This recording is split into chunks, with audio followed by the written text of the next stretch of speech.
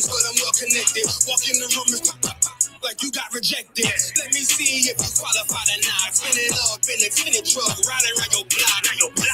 Busy man, I get a word, he ain't this shit from top to bottom like a motherfucking ceiling fan. Hopping out the rental van, on my way to LAX. Brothers out in Cali and they killers out of every set. But I ain't crippin' on the blood. One West, all my niggas got it out the mud. Put your face on a t-shirt, memory of niggas acting tough in them songs, that's the drugs. I don't need no cases, all my pistols clean. So now I weigh my options. Used to use the triple beam. Used to get the wop, mix it with the nicotine. Now I travel state to state and put on for my team. The fuck wrong with them? Ain't on my level, I should let my dog get them. Hold on. I see niggas and they feelings, I don't feel them. Keep the Glockin' with me, it was like a ball with me. At the end, I gotta stay patient. Hate me, Lord, I gotta stay patient. You one of them? Yeah. What's the problem? I'm wrong west, going war with everybody. Cut the grass for the snake, fuck the gospel. Front line with them souls, that's my posture. Gun drawn, trying to curse the imposter. Shit get out the pocket, go to war with everybody, yeah. Send that hate, make it to the featherweight. Niggas say they hard, but they sweeter than a Debbie cake. Hold on, think it's time to introduce. I'm a man and a beast and a stepper and a rope. Hold on, and a G and a soldier and a mover. Hold on, and a killer and a prophet and a shooter, nigga. Trying to stay humble, my shit crazy. Don't leave the need the blue stripes, no green baby. Can't be serious, you a funny boy, young fly. Look wrong, must be a dummy, I ain't gunshot. Fuck that little bitch, she a hook. Niggas swear he the gun, bring him to the bush. Yeah, the butch. The fuck wrong with him? Get on my level, I should let my dog get him. Niggas in their feelings, I don't feel them. Kid the Glocky with me, it was like a ball with me. At the end, gotta stay patient. They hate me, Lord, I gotta stay patient. You one of them? What's the problem? I'm one West, go to war with everybody. I'm from Philly and get hot, you get your cold days. I'm one with these brothers trying to set my soul straight. They done turned me to a prophet from a demon, and I'm locked in this shit and I ain't leaving. Never ski mask transform the war mode like I'm Voltron. Stand on my head and my chest from the most high. Put something tight around your neck like a bow tie. Got my niggas waiting charged up like they phone died. Red letter, drip clean, it looks so fly. Claim me riding, that's why I left his ass roads high. He gon' die, skyscraper to a nosedive. 9mm plus P for the 4-5. The fuck wrong with him? Ain't on my level, I should let my dog get him. Hold on, I see niggas and they feelings, I don't feel them. Keep the Glocky with me, it was like a ball with me. At the end, I gotta stay patient. They hate me, Lord, I gotta stay patient. You one of them? Yeah. What's the problem? I'm one West, go to war with everybody. Yeah. I gotta do it one more time. I gotta do that one more time. One more time. One more time. I ain't calling goons, but I'm well connected. Walking the Hummers, like you got rejected. Let me see if you qualified or not. Spin it up in the tenant truck, riding around your block. Busy man, I get a word, he ain't this shit from top to bottom like a motherfucking ceiling fan. Hopping out the rental van, on my way to LAX. Brothers out in Cali and they killers out of every set. But I ain't crippin' on the blood. One West, all my niggas got it out the mud. Put your face on a t-shirt, memory of niggas acting tough in them songs, that's the drugs. I don't need no cases, all my pistols clean. So now I weigh my options. Used to use the triple beam. Used to get the wop, mix it with the nicotine. Now I travel state to state and put on for my team. The fuck wrong with them? Ain't on my level, I should let my dog get him. Hold on, I see niggas and they feelings, I don't feel them. Keep the Glocky with me, it was like a ball with me. At the end, I gotta stay patient. They hate me, Lord, I gotta stay patient. You one of them? Yeah. What's the problem? I'm one West, go to war with everybody. Cut the grass for the snake, fuck the gospel. Front line with them souls, that's my posture. Gun drawn, trying to curse the imposter. Shit get out the pocket, go to war with everybody, yeah. Send that hate, make it to the featherweight. Niggas say they hard, but they sweeter than a Debbie cake. Hold on, think it's time to introduce. I'm a man and a beast and a stepper and a rover. Hold on, and a G and a soldier and a mover. Hold on, and a killer and a prophet and a shooter, nigga. Trying to stay humble, my shit crazy. Don't leave the need the blue stripes, no green baby. Can't be serious, you a funny boy, young fly. Look wrong, must be a dummy, I ain't gunshot. Fuck that little bitch, she a hook. Niggas swear he the gun, bring him to the bush. The fuck wrong with them. Ain't on my level, I should let my dog get them. Niggas in their feelings, I don't feel them. Kid the Glocky with me, it was like a ball with them. Be at the end, gotta stay patient. They hate me, Lord, I gotta stay patient. You one of them, what's the problem? From World West, go to war with everybody. I'm from Philly and get hot, you get your cold days. I'm one with this work, I'm trying to set my soul straight. They done turned me to a prophet from the demon, and I'm locked in this shit, and I ain't leaving.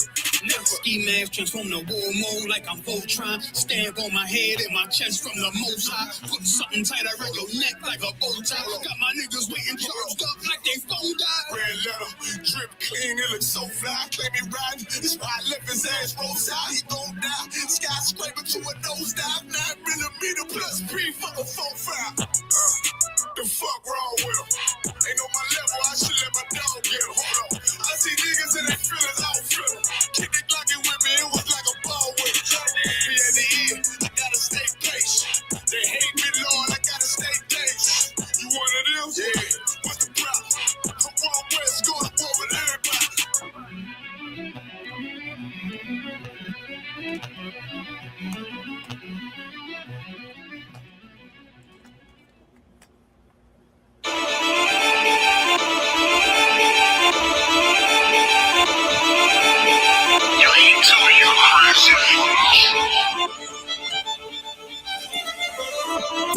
Big soldier, nigga. Just give me a reason. Fuck peace, get even.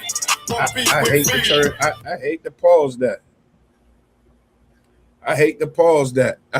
That was my Joan right there. Slakia, shalom. Shalom Yahweh Shem Yahweh Barakathum to the brothers. Shalom Shemar Thumb Shem Yahweh to the sisters. It's the you know what it is. It's the Isupk. We in the building. We waiting on everybody to get in. Go ahead, you got it up. All right, Shalom on Christ. This is the Cos Officer 50 checking in. Hey, you know what? That snow is different out there. It is very different. It's no different. Can you hear me clearly? I can hear you. Can you hear me? All right. Yeah, come on. I just got a new computer, so I'm trying to upload the video. I mean, trying to upload my background right now. All right. Can you hear me? Come on, I hear you loud and clear. All right, that's the wild. All right, so look, we waiting on the guests. We waiting on Apostle Carlos. We waiting on Wiggs. We waiting on Don. They also supposed to be getting a rabbi. We supposed to be having a lot of fun tonight. There go Pastor Carlos right there in the building. What's going on, my brother, Officer Tashiam? Pastor Carlos. Palicolos. What's going on? Where your boy I can't at? call it. Also, Kosh. I got it. Let me get it right. See? I got you. We got to get that Hebrew tongue back on you, man. It's lost. It's gone. It wasn't lost. You wasn't never speaking it to begin with, brother. Come on, I don't told you this. Okay. Okay. All right. Hold on for one second. You can learn it. Let me call Hawar. You just missed it. I just greeted the brothers and sisters in Hebrew. Hold on for a minute. Let me call Hawar real quick. Hold on.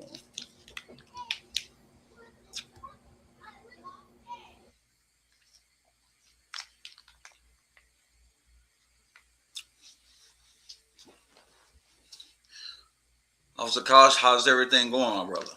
Everything is great. You know what I mean? Good. I always appreciate a snow day, for real. I say no work tomorrow, huh? Exactly. What? I can understand that. Everything good on your end? All is well. Snow day for me too. Didn't have church. Where's Bond? Yes.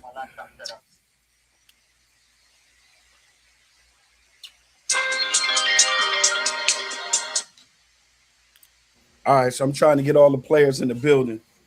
You said Wig coming? Well, he said that he was, so we'll see. But you know how he does. He's hyped and he's amped up until it's showtime at the Apollo, and then he gets lost on the bus. You know the bad thing about it is he gonna cuss me out tomorrow. for not inviting. Yeah, he gonna cuss me out. He gonna say how horrible I am. Hey, yo, Pastor Carlos, your power went out early. Yes, sir. I didn't think we was gonna make it. Well, I didn't either. I'm just glad they was able to get it back going. So, I'm on to the good now. Kind of shocked me that it went out. Right. Well, let's get right into it, man. Listen, we are the Israelites. We are the lost sheep of the house of Israel. All right. And the reason why we say we're lost, because we're lost. We're actually lost. All right. If it's anybody on the planet, that's lost, it is the blacks, Hispanics, and Native Americans. It is the people of the diaspora. We don't know who we are. We've been stripped of our language. We've been stripped of our culture. We've been stripped of everything possibly that makes you a person, a being, a human. We've been stripped of it. We've been stripped of our humanity. Anything about us, we've been stripped. And what's interesting about it is, and this is the question that I raised for Apostle Carlos, is here we have the greatest but worst atrocity that has ever taken place on the planet. But Christian church want us to believe that it's not in the Bible. They want us to believe that it's not in the scriptures. How could it not be? How could something that at that magnitude, how could something that huge, that big, not be in the Bible? And it was a change of power. This is when they took over the earth and they came out with something called the Renaissance era. So you're going to hear that a lot tonight, the Renaissance era. All right.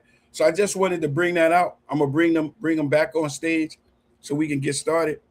But I just wanted to make sure that the listeners understand that our position is something at that magnitude, something at that level where it is bringing power that still exists today. It has to be in the Bible. And I raised that question for Apostle Carlos. Where is that? Hold on one sec. All right. Yeah, I want to put you down the bottom, Apostle Carlos. You need to be coming out the bottom of this pit, man. That's all right. At the bottom, I'm still going to rise. So one way to go up. All right. So that's the question that I raised for you. I raised to you. How could something at that magnitude not be in the scriptures? And I'm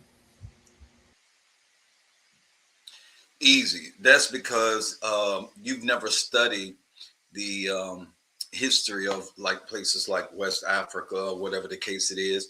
The Bible is written primarily to the people that was known to the Israelites at that time. So it deals with Egypt, Libya, Ethiopia, Cush. You have the Mediterranean, you have Europe, you have all those places that were near Israel. It's written about them. It's not written about everybody. I mean, it's a whole lot of it. You got Pakistan. It doesn't talk about them. You've got China. It doesn't talk about them. You've got India. It doesn't talk about them. What do you mean? What do you mean it doesn't? I'm sorry. What do you mean it doesn't? It's not dealing with them. It's dealing with the covenant people that God is dealing with. And well, so course, they're the focus. Right. Of course, because it's an Israelite book. It's a book of the lost sheep of the house of Israel. It's not a book for everybody. It's a book of just like you said. So their history wouldn't be in it unless it pertains to the Israelites. Absolutely. And so that's the reason why the people, and I want to make this clear, if you've never studied West Africa, then you would understand what actually took place and what actually happened and who the people were. So I don't deny that what happened to the people over here in the United States that are considered African American, I do not deny that happened to them had never happened before. Never. But the question that I'm asking, Apostle Carlos, I think it's a legitimate question, because we see the change of power in the Bible. In the scriptures, we see it. We see how Egypt came into power. We see how Babylon came into power. We see how the Assyrians came into power. We see how the Greeks came into power. We see how these superpowers are coming into power, these nations, these kingdoms coming into power. Now here you have the greatest nation ever. This nation here is better than Babylon. It's better than the Roman Empire.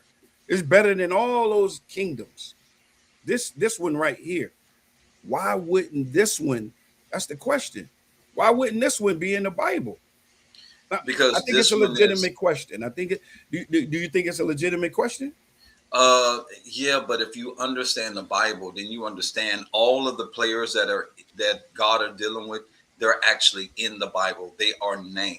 So, so God is not dealing with nothing right now because nothing in the Bible. None of the Americans is in the Bible. The name America not in the Bible. Correct. The name Jamaica not in the Bible. Correct. The name Dominican not. None of those in the Bible. So, are you saying that God is not dealing with none of that? He deals with individuals, but his core focus, the Bible is written by Israelites. Israelites wrote the Bible about them. It doesn't mean that other places didn't exist, didn't function, and weren't great. But that's not who wrote that book. If I'm the writer of the book, that is my history. It doesn't matter about nobody else's history. It's pertaining to me and mine. So the ideal is that the Israelites are writing about things that concern them and affiliate with them. The Americas, they ain't got nothing to do with it. That's hundreds or thousands of years later. The same way with Jamaica, Dominican Republic, all that stuff that wasn't their concern. When the Bible was written, it was written for that particular people dealing with those areas that they were familiar with. All right. So right now, if I was to go into the Bible to find what's going on in America today, are you telling me I would not be able to find out? No, it's not in there, my brother. All right, cool. And the only thing of being there is where the Israelites would be, and pertaining to the Israelites' business, correct? Correct. That's what you're saying. All right. Yes. Officer Kosh, you got something you want to add? Well, we know that. Okay, so the Bible will be our primary source. You know what I mean? For everything, of course. So we just read through the Apocrypha, and we can see that Christopher Columbus actually read the Apocrypha, and I forget exactly where it's at. If you can help me out real quick. Right, it's your second Ezra. Right. You know what I mean? So we can see through the Apocrypha where the Israelites went down to an unknown land where there was nobody else there, and we was there first. So okay. Now there's a whole lot of discussion we have about second Ezra, namely that none of the Jews ever used it. It's not in the Torah. It's not in the Tanakh. It's not in those things. Those were books that were added, and so that's why they were able to be released. You know, you don't got to have them. And when it says Azra, nobody can prove that Azra is America. Just because it starts with an A, that's a jump. And then who's a A? How are you saying that nobody was here in America when they have history that there were Asian people that crossed the Bering Strait that were already here in America? Come on, brother. We got to do better than that. We got to know history.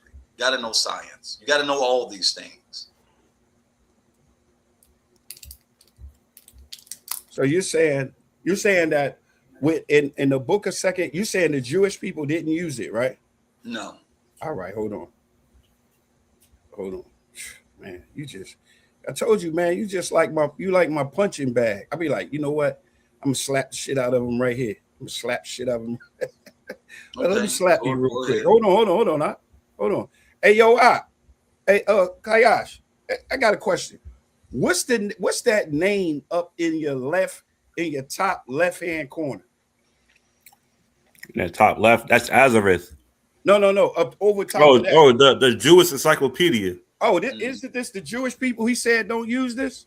No, it's not used. Hold on. Wait a minute. Hold on. I'm gonna give you a chance. You just said something. You was just wrong. Don't worry about it. I got you. This right here is the Jewish Encyclopedia. Can you read that for me out? Can you make it bigger for me? Absolutely, I can. All right, the water. Go ahead, you got it. It says the name of the land beyond the great river, far away from the habitation of man, in which the 10 tribes of Israel will dwell, observing the laws of Moses, until the time of restoration, according to IVESD. Mm-hmm. Columbus identified America with this land. Wait a minute. Hold on. Wait. What did it just say? It says Christopher Columbus identified America with this land. Hey, yo, did you just say that? Did you just say that? And then he say that the people right here, the Jewish people, don't use this. That's what he said, didn't he? Absolutely. Stand all right. Yeah, I got you. I'll still stand on it. I got you. Hold on. Okay, now, hold on. Now. Wait. I'm gonna let you speak. That right there was a Jewish encyclopedia. Okay. In the Jewish, I'm gonna give you a chance. Go ahead. I know it hurt. In the Jewish encyclopedia, it tells you that name. Now, before you do that, I gotta show the people what we were just looking at. If you don't mind, real quick, and then I'm gonna let you. All right, I appreciate it. Then I'm gonna let you get in there. Don't worry about it, man. It's a little bloody, but you'll be all right. Roll them around. Roll them around right there. You'll be all right. A little blood on you. Everybody get bloody sometime. We don't, but you do. Hey, yo, you see that? Can you see that? Zoom in for a little bit. All right, hold on. I'm gonna make it bigger for you. All right, that's good. Hold on, because we need to make sure he see it. You see it up? Come see it. All right, this is 2nd Ezra, chapter 13, verse 40 through 45. This was in the Bible, and this is what Christopher Columbus used to find America. And the Protestant movement, they decided to take it out. All right, you got it out. 40. Those are the 10 tribes which were carried away prisoners out of their own land in the time of Osei the king, who Salmanasar, the king of Assyria, led away captive, and he carried them over the waters, and so came they into another land. But they took his counsel among themselves, that they would leave the multitude of the heathen and go forth into a further country where never mankind dwelt. All right, hold on for 1 second. Where never mankind dwelt. We know that there were mankind in, this is what's heavy now. We know that we had mankind in Asia. We know we had mankind in Europe. And we know we had mankind in Africa, in the region of what they call Africa. And I actually have a book right here, sitting in here, inside here, right here in this room, that actually talks about William Penn saying the exact same thing, that they know that it were men that was dwelling in those regions, but there wasn't anyone over here. All right, so we're gonna bring that on. Here we go. You can keep reading that.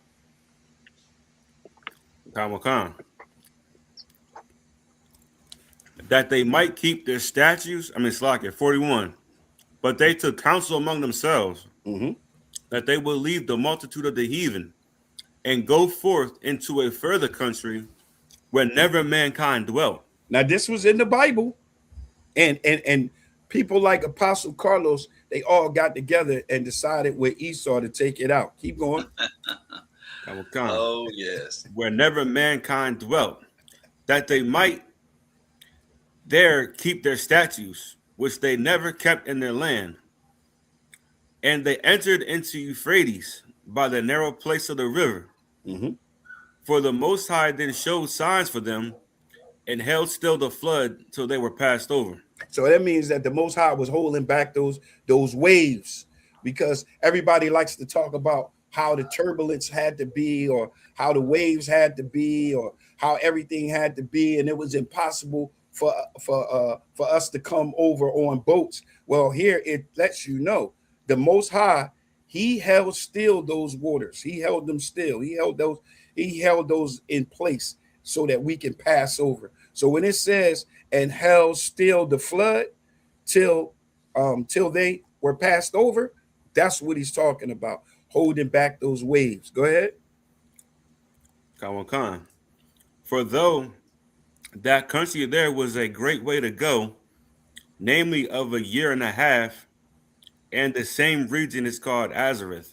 Now, Azareth, as we already shown, and cut the hell out of Apostle Carlos, because Apostle Carlos said the Jewish people don't use it anymore. Well, they don't use it. He ain't saying anymore. He said they don't use it. And we just clearly pulled it up in the Jewish encyclopedia right there.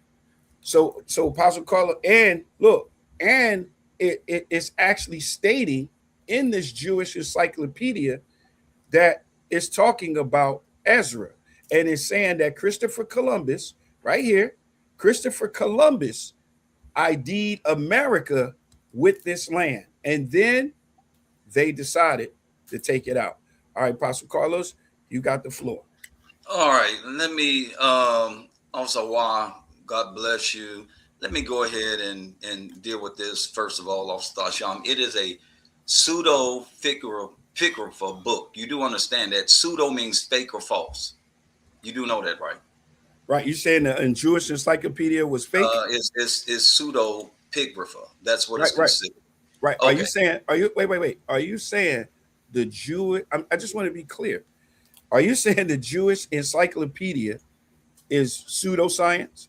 No, I am telling you that Second Ezra is pseudo-pigrapha. That means pseudo, fake, false. Well, and let me share my screen. Let me share my screen so we can see why. Sure. There you go.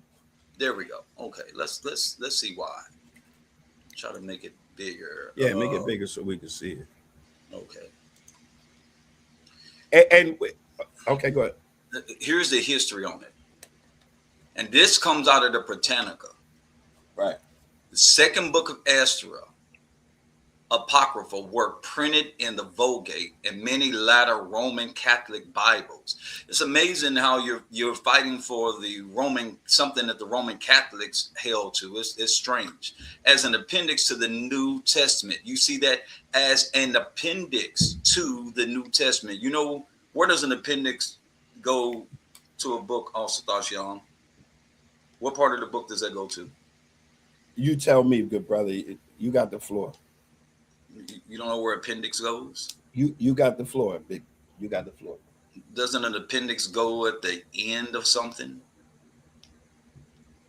I mean, to me, this is their opinion, because the Apocrypha was in every Bible except 3 Bibles, which one of them was the Torah in the world, and the Apocrypha was used for historical reference.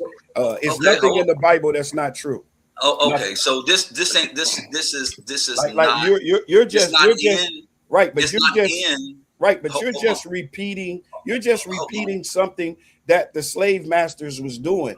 Okay, we want to know. Wait. We want to know what you said. You changing it, not you changing it. No, hold on. Let me get my spiel. We let you run. But can you address? Let me run with my information. All right, I am. But can you address what you said? Remember, you said the Jewish people don't use Second Ezra. They don't use that name. Okay, you said they don't use it. They don't use it. All right, I pulled it up. You can pull it up all day long. Encyclopedia. Okay. All right, so can you do? All right. So can you tell us why? I would deal with that, and then we'll see how and why. Let's go to the how and why. So let's see. Here's the reason. We wait to hear why. We're hearing the why. Here's the reason. All right, good. It's an appendix to the New Testament, which means after the New Testament was written. I want everybody to be clear. This is after the New Testament. The central portion of the work, chapters 3 through 14. Wait. You're saying. you're saying Second Ezra was written after. Yes. Okay, go ahead. Yeah. Central portions of the work, chapters 3 through 14, consisting of 7 visions revealed to the seer Sahaliel Ezra, was written in Aramaic by an unknown Jew around AD 100. This is after 70 AD. In the mid-2nd century AD, a Christian author added an introductory portions, chapter 1 through 2, to to the Greek edition of the book, and a century later, another Christian writer appended chapters 15 through 16 to the same edition. It is possible that the whole Greek edition, from which all subsequent translations were derived, the Aramaic version having been lost. Hold on, let me pull this up. I've got a little commercial that's in my way. Bro, you gotta come on, man. We're trying to figure out what you. Okay, what's your point though? What's your point? Okay, here's the point. The book is a mutt. It's a chop shop.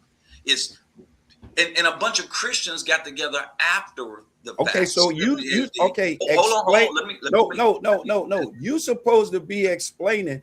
You changing the subject. Now you about to go down the lane. Is the book of Ezra legit or not? Remember, we dealing with a word that was in the book of Ezra that actually you said that Jewish people didn't use it. We pulled it up in the Jewish encyclopedia and they do use it. Now you want to go to another passage. I mean, you want to go and challenge the book itself. All right, are we talking about Second Ezra, or are we talking about the word that you said that no one uses? We're talking about the whole book. We're talking about the whole book. So are you saying that the Jewish people do the Jewish people use the word? Yes, no, they do not. All right, so why is it in their encyclopedia? Because it's a Jewish encyclopedia. The So encyclopedia. that means they used it, man. No, brother. It means that they have information that a Jew did this, and this is an author that is unknown. This is part of the history. You can find all kinds of stuff in the encyclopedia, but never did the Jews use it. Look it up. All right. The Jews never used it. All right. So why is it in their encyclopedia? And because it's a part of it's a part of history. Thank you, good brother. That's what we wanted. It's a part of the Jewish people history. We wanted that's what we wanted to hear, man. It's a part of the history. And look, and the history is that was the name of America. Wiggs, are you on? No, brother. No. All right, let Wiggs get on, man. Hold up, Salakia. Officer of War. Prophet Williams. Officer of War, Salakia. Go ahead. You can jump in there. Hey, shalom. I just want to salute all the Adawanium, Officer Tashiyam, all the Akim, all the priests, Yahweh Shem Yashabah Katham, Apostle Carlos, and was that Elder Wiggins. Hey, shalom. Shalom, brother. Shalom, bro.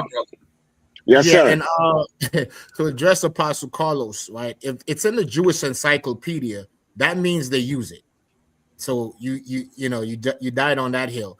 Second point is, it says that Christopher Columbus used those records to find where the Americas was. Remember, they told us that he was looking for the Indies, for India.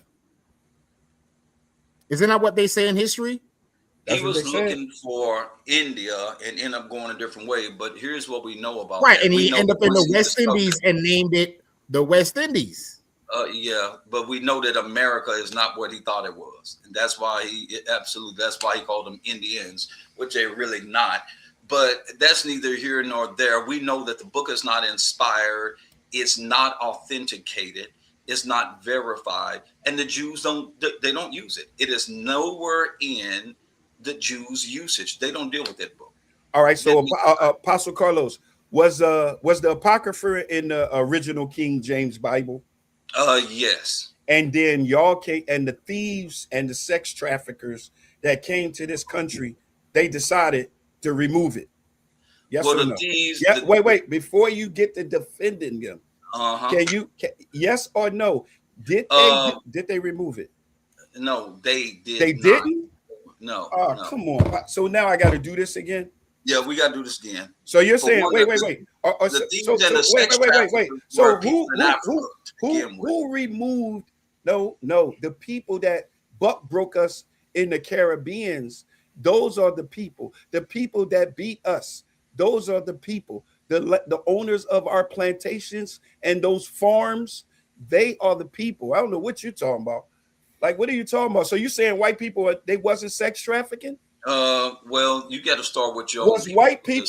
Okay, I got you. Was white people sex trafficking? Yes or no? They were being handed black was people they sex trafficking? everything. Yes They or were no? involved. They were I complicit. want everybody like, to see just what like you are. Africans were complicit. All right, I just know like that. Arabs. All right, we're not Everybody talking had about a part in it, brother. All right, we're not talking about the Africans. I'm saying, well, if you're gonna say, you got to bring everybody out. All right, you got to bring everybody to the all right, table. I got you. I'm asking you specifically about Caucasian man.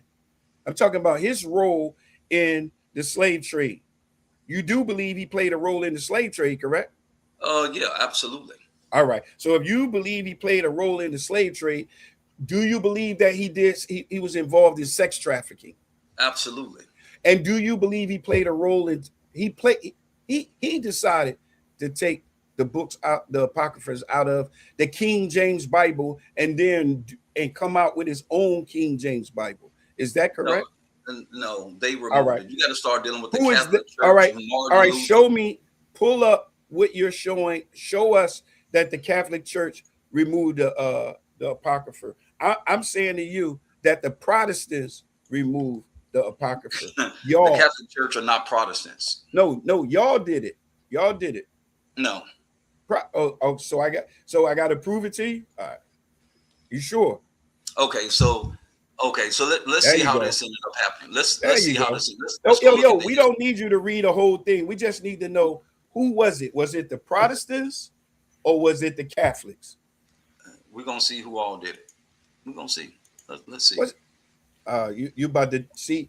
I know what you're gonna do. You wanna read a whole article. All right, let me see. I don't gotta read a whole article, brother. All right, so who? You know, I'm gonna go get information. That's my whole thing. Do you see it? See what? Just look it up. So who removed it? You want to bring this up? I'll read it. The second reason Protestants removed these texts, that is, man. Okay, all right, thank you. I'm glad. No. The Protestant. Hold on. Wait. Listen. No. Pastor Carlos, we're not about to have a debate about the Apocryphas. It was a simple question. Who removed it? We don't want to hear none of their lies about what they said, and then we got to go back and forth about what they said. You lied again. There is no lie. You just read the Protestants removed it? It says it right there. The first ones to start removing it, brother. All right. So did the Protestants remove it out of there? Say it. Martin Luther was the first person that started to remove it. All right. He started the Protestant movement. Hey, Wiggs, man, I hate to do this to this boy, man. Hey, yo, man, did the Protestants remove it? Yes or no, man? Out of the King James Bible? Listen. The British Informed Bible Society dropped the Apocrypha from its Bible, published in English in 1804. This decision broke with the traditions of Miles Coverdale over consolidating the Apocrypha between the two testaments. All right, brother, there you go. What else do you want to know? All right, so now... And the Jews already rejected it. All right, I got you. We now know that Apostle Carlos lied twice. He lied about... All right.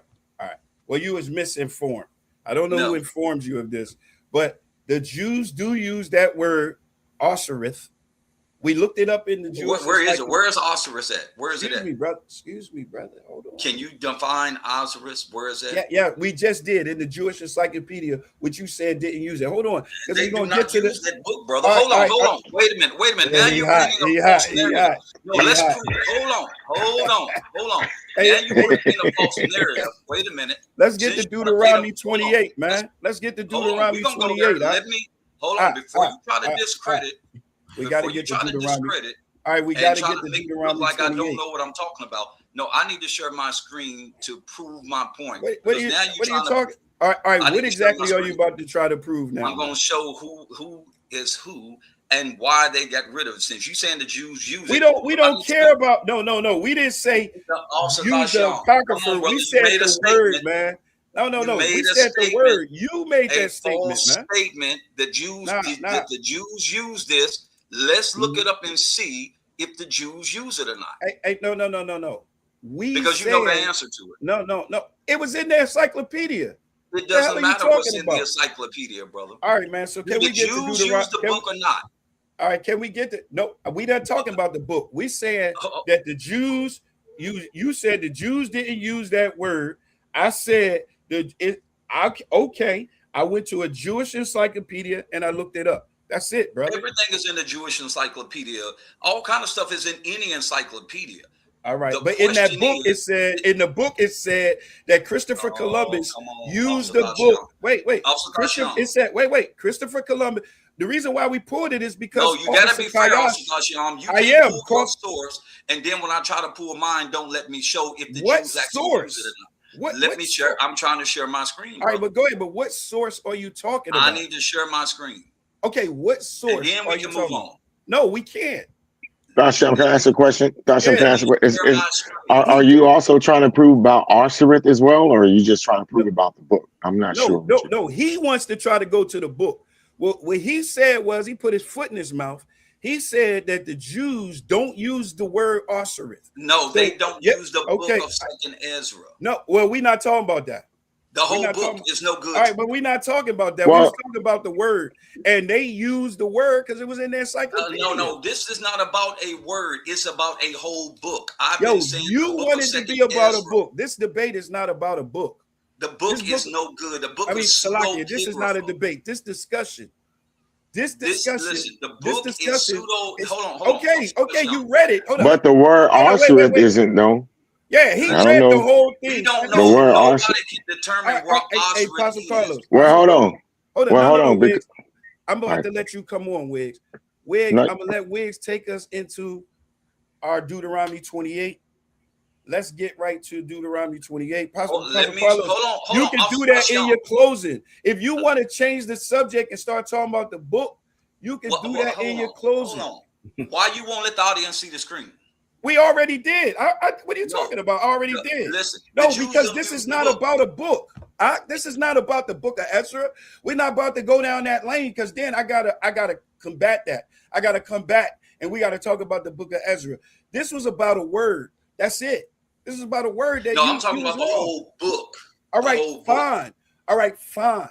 We can do a discussion on the book, but me and you was talking about the word. We was talking about the word. Just say you was wrong. You was wrong. Nobody even knows what Ashereth is, brother. What is you talking about? Well, guess what? The encyclopedia, the Jewish encyclopedia, dude. The Jewish. No, it don't. Yo, man, we just spent too much time on this, Pastor Carlos. If we type up Ashereth, will it tell us where it's at? All right, we just spent too much time on this, man. Hold you got cut. Answer my question. I know why you're doing this too. You got beat up and folks is around and they see it. Hold on. Don't open your mouth like that. Hey, Wig, tell him don't talk like that. I got a question for anybody on this panel. If we type up the word Ashereth, will it give us a location and a place that it's at? Pastor Carlos, we don't. You know what's funny to me? You know what's funny to me though, right? We get Ashereth also. Christopher Columbus talks about he came over here for Arsarit as well. He thought Arsarit was this particular geographical location, even in Christopher Columbus' writings, Apostle Carlos, and that is also in the Jewish encyclopedia, whether you know it or not. You know what I mean? So we just can't sit here. They don't. It's no real place. It's pseudepigrapha. What part? No, here's the part. But here's the other part I want to bring in. Yeah, I know. But Arsarit is in Christopher Columbus' writings. And when we're talking about he claimed he discovered America, you don't push back on that, right? No, because we know what all of a sudden, like, come on, we can take what Christopher Columbus said about America, but when we go to talking about Arsarit, all of a sudden he's a dumb nigga now. You know what I'm saying? He's making up words. Well, I don't know about all that, Pastor Carlos. Well, this is what we're saying. Okay, when we're talking about Christopher Columbus' writings, some argue that Arsarit is either in Americas or either in Africa. That's true. That's a fact. Okay, so Christopher Columbus, when he came in his writings, he brought a Hebrew guy from Spain with him because he was very fond of the 10 tribes of Israel. He was fond of the Israelites. Yeah, that's in his writings. Let's go right into it. Now, that's in his writings. Hold on, Wiggs. Bring us into Deuteronomy 28, Wiggs. So we can because anybody who's claiming to be a Hebrew Israelite got their belief system from white people to begin with. That is a white man's teaching. Well, let's talk about this. Okay, let's look at this. Let's look at this because you're going to follow by this. But watch this, Apostle Carlos. I'm going to jump right to Deuteronomy 28 and 16, right? And I'm going to tell you right now, you're going to fall on your face because you haven't exegeted the word by Quanah. And based on that, you can't prove. Hold on for 1 second, Wiggs. Hold on, Wiggs. We're gonna give Wiggs. I mean, what we discussed, Wiggs. We're gonna give you about 4 to 5 minutes, right? Well, no, we can just go right into it since we're going to jump right into Deuteronomy 28. Why don't we just pull up the curse? We go right into it. All right, so Wiggs, or I can take take you to about 3 Zephaniah minutes. You want to take about 3 minutes to go ahead and get your breakdown?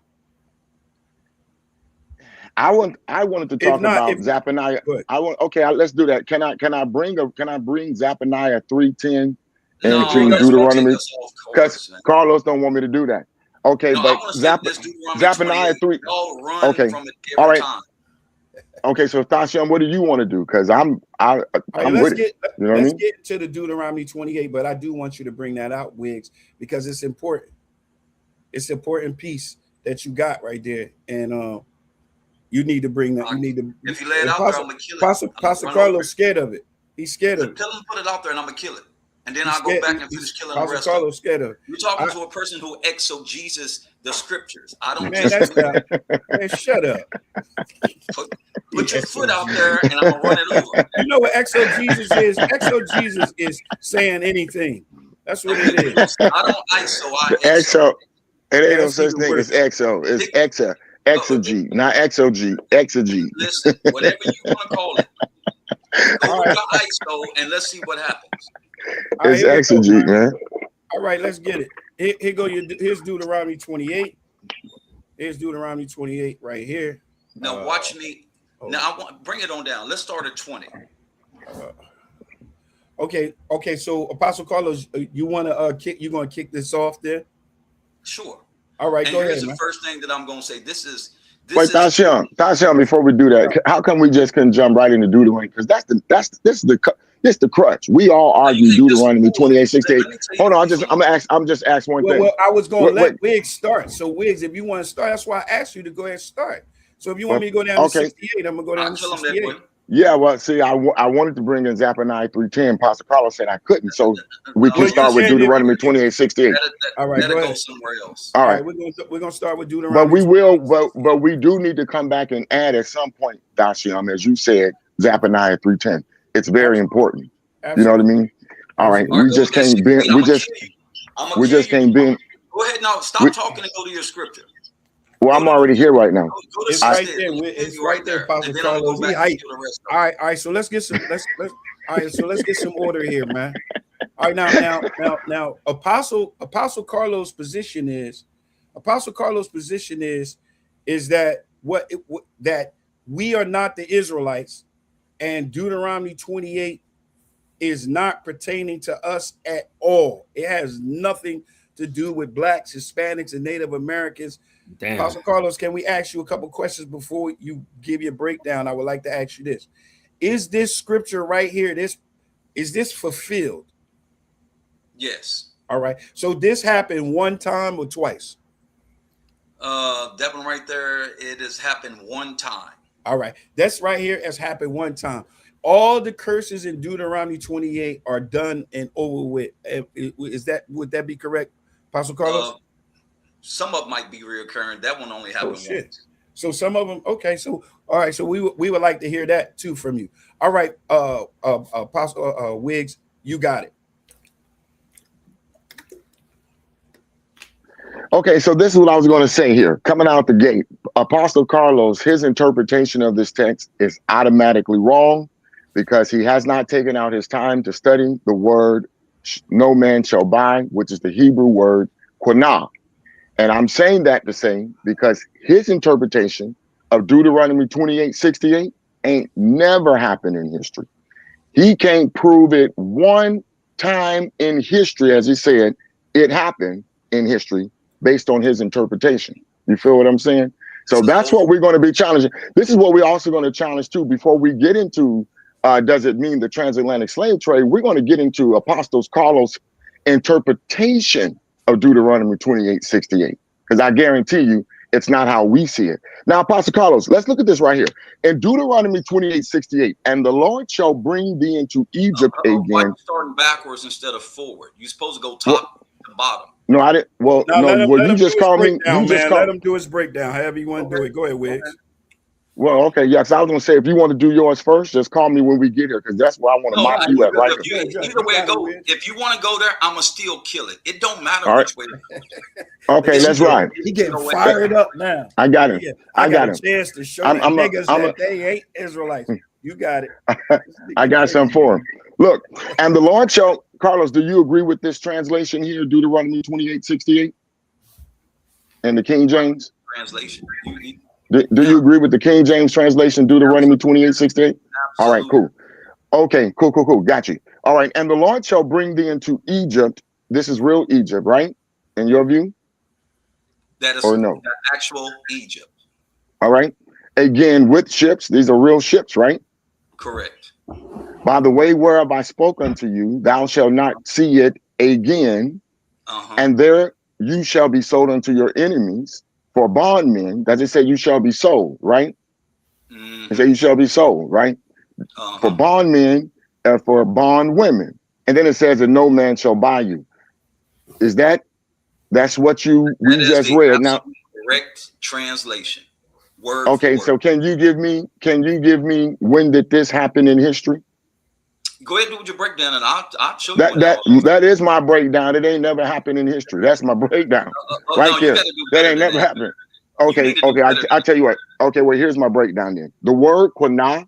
If you go to the Hebrew word, no. Let him go ahead and do his Wiggs, and then you come back with his, because Apostle Carlos, he'll finagle it, and then he'll start okay. All right. And all that.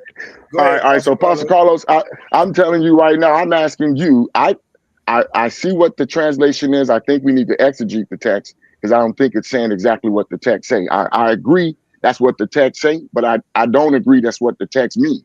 You understand what I'm trying to tell you? You agree that's what it say, and you agree that's what it means. Therefore, you have to show me one time in history where you say this was fulfilled. I'm waiting on you. You got it, Apostle Carlos. All right. Do you want me to go ahead and break this scripture down? Yes, man. That's you already. Wait. I got it, Wiz. Are y'all done?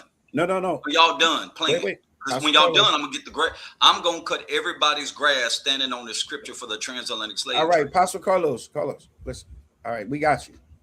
What we're saying is, do you agree on what Apostle Wiggs saying, that you agree with this translation, and you said that this happened? So you're supposed to show us. You said yes.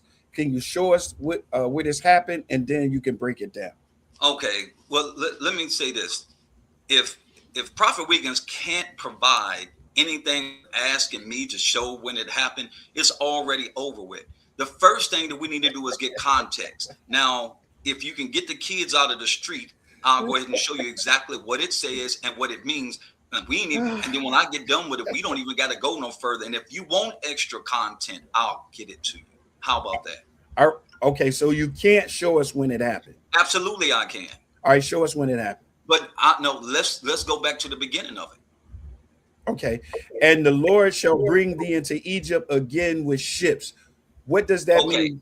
Here's the key words. This is how we know that this craziness, and maybe I used to read it and read into it until I learned how to read out of it. When it says, and the Lord shall bring thee into Egypt again, the word there for Egypt is Mizraim.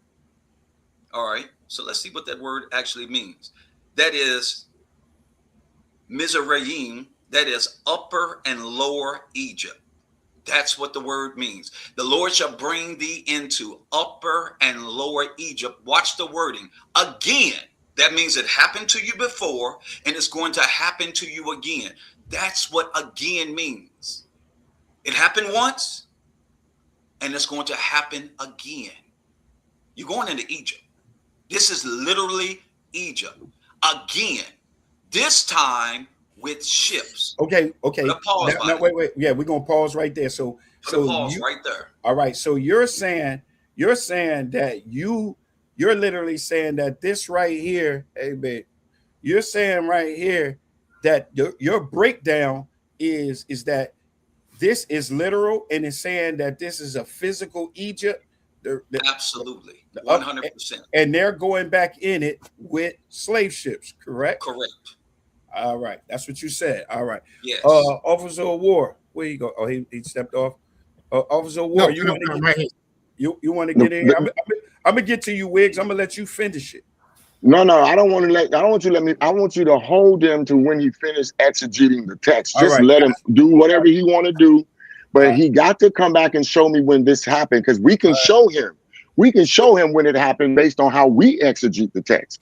Right. The burden of proof is on him to show us when it happened based on how he quote unquote exegete the text. Exegete the text, Carlos. Do what you want to do. But then when you finish, can you answer my question? When did it happen in history? That's all I want to know. If you can't do that, then let me show you when it happened in history. Get out the way. You feel me? Okay. Like that. All right. Oh, wait. Pastor Carlos, go ahead. Officer of War, you got it. Officer Kaash, could you give me Exodus 20:1, please, Bob Kushah? See, you got to go to context clues. The Bible said precept upon precept. So in this context, the word Egypt is being used as a descriptor. So let's find out what descriptor it is in the context that is used in the book of Deuteronomy. You got to Officer Kaash? You want Deuteronomy? Exodus what? 20 verse 1. Sir, I got it. Let me pull it up. Hold up. I can't go there. Go ahead, you got it. I can't even pull it up. Sir, it says, it's Exodus 21, and God spoke all these words. No, Exodus the 20th chapter and the first verse. I'm reading Exodus 20. Sir. Okay. And God spake all these words, saying, I am the Lord thy God, which have brought thee out of the land of Egypt, out of the house of bondage. Right there. So what is Egypt called in the book of Exodus? Read it again, Officer Kaash. About the house of bondage. Oh, Slaki. So I am the Lord thy God, which have brought thee out of the land of Egypt, out of the house of bondage. So Egypt is representing bondage. So that's why it says second Egypt. There is not a second land of Egypt. So to bring you out of Egypt a second time, meaning out of bondage a second time. Because the first time we was in Egypt was how? We walked with Jacob and the 70 souls, and we became a nation in Egypt. And then there arose a new Pharaoh that put us in bondage after the reign of the Israelites ruling Egypt for 400 years, and then came back in Ramses II. And then after a period of time, Moses rose up after 350 years of slavery. Moses rose up and delivered the children of Israel. Let me know when I can respond. Hold up. Well, everybody gonna get a chance to respond to that, and then we're gonna come back to you. So in the context of Deuteronomy, the 20th chapter and the 68th verse, you could clearly see based on Exodus that Egypt is representing bondage, not Mizraim or the Egyptians per se as a people. It's metaphorical, and I land right there. I need to respond to that. I need to respond. All right, hold on for 1 minute. Hold on, Pastor Carlos, because I'm gonna respond. I'm gonna say something too. Officer Kayash, you want anything you want to add? Not right now, sir. All right, so I'm gonna build off of what Officer Hawar said, because it's very important that we understand that the word Egypt in this context and what Officer Hawar said was we walked. We don't got to catch a ship. You can walk right to Egypt, like we walked right out, like Christ walked over when he was hot fleeing from Herod. It don't say he got on the boat. It don't say you got to get transportation on the ship. The reason why it's important too is because the word Egypt means bondage, just like you said. No, it doesn't. Oh, no, it doesn't. Excuse me, brother. Excuse me. This is the book of, I got you. What you're saying. All right. And look, we hear you clear, but we're saying that in Exodus chapter 13 and verse 3, this is another verse. It says, and Moses said unto the people, remember this day in which ye came out of the land of Egypt, out of the house of bondage. That's what it says.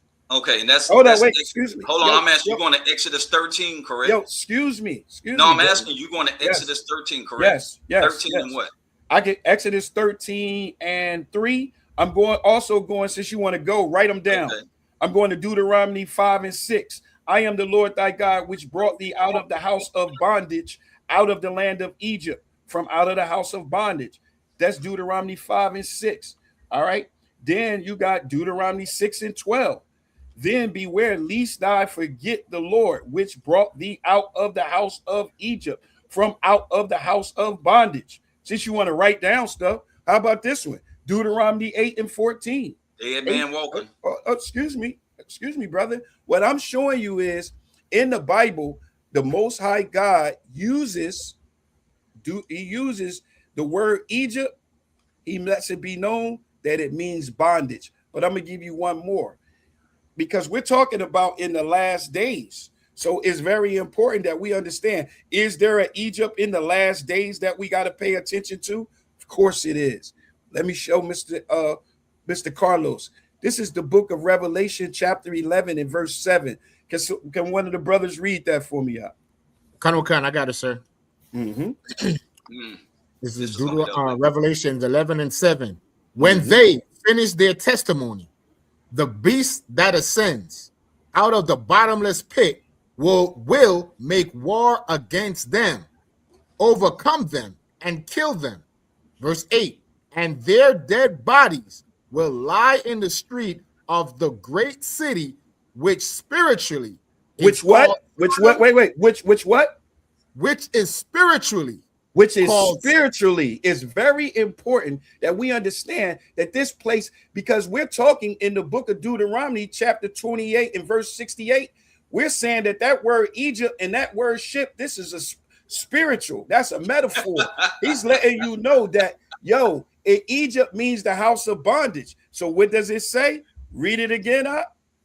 And their dead bodies will lie in the street of the great city, which spiritually is called Sodom and Egypt. And Egypt, good brother. So we can look, we don't have to get on here. This is the thing. This is the difference between us and them. All right, let me go. Excuse me. I am. No. This is my show. Hold on. This is the thing.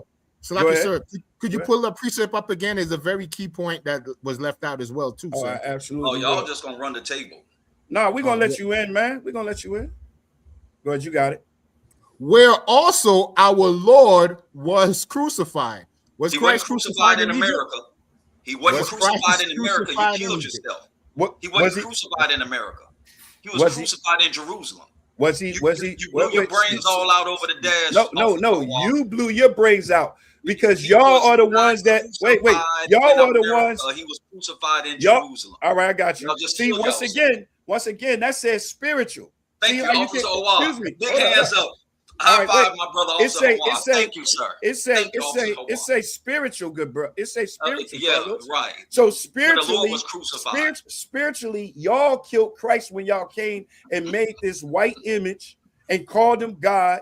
Said he was magically born. All of that stuff. Y'all crucified the Lord. Y'all killing the Christ right here. That's what it's talking about. Spiritually, where he was crucified. Where he was crucified. Right here. You crucified him on this stage right now. All right, go ahead. Now, Deuteronomy 28:68, we're saying that we showed you in the Bible that the word, all right, I got you. We showed you in the Bible that the word Egypt, God uses it and says the house of bondage, the house of bondage, the house of bondage, the house of bondage.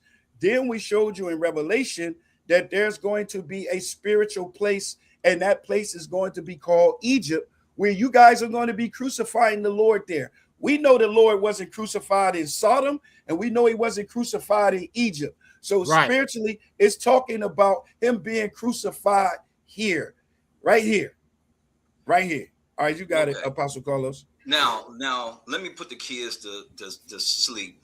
All right, the first mistake that you made on top of a bunch of them. Also, thank you. You got to get this award. I got to step off for a minute for clarifying it. Pull up that Deuteronomy 28. Put that back on the screen. Let me show you when y'all ran to that word about Egypt, the house of bondage. When you go, and if you go back to Exodus 13, and here's what it says. Here's what it says. Since he ran to Exodus 13:3. Do y'all want to pull it up and look at it? Do y'all need to see it? He stepped away, so just go ahead and read it if you got it. And Moses said unto the people, remember this day which you came out from Egypt. What is that word? The word Egypt is the name Mizraim. There it is again.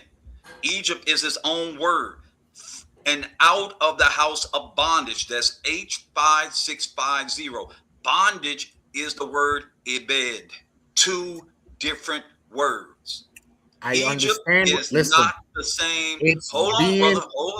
Hold on. Number one, the name Egypt is different from the word bondage.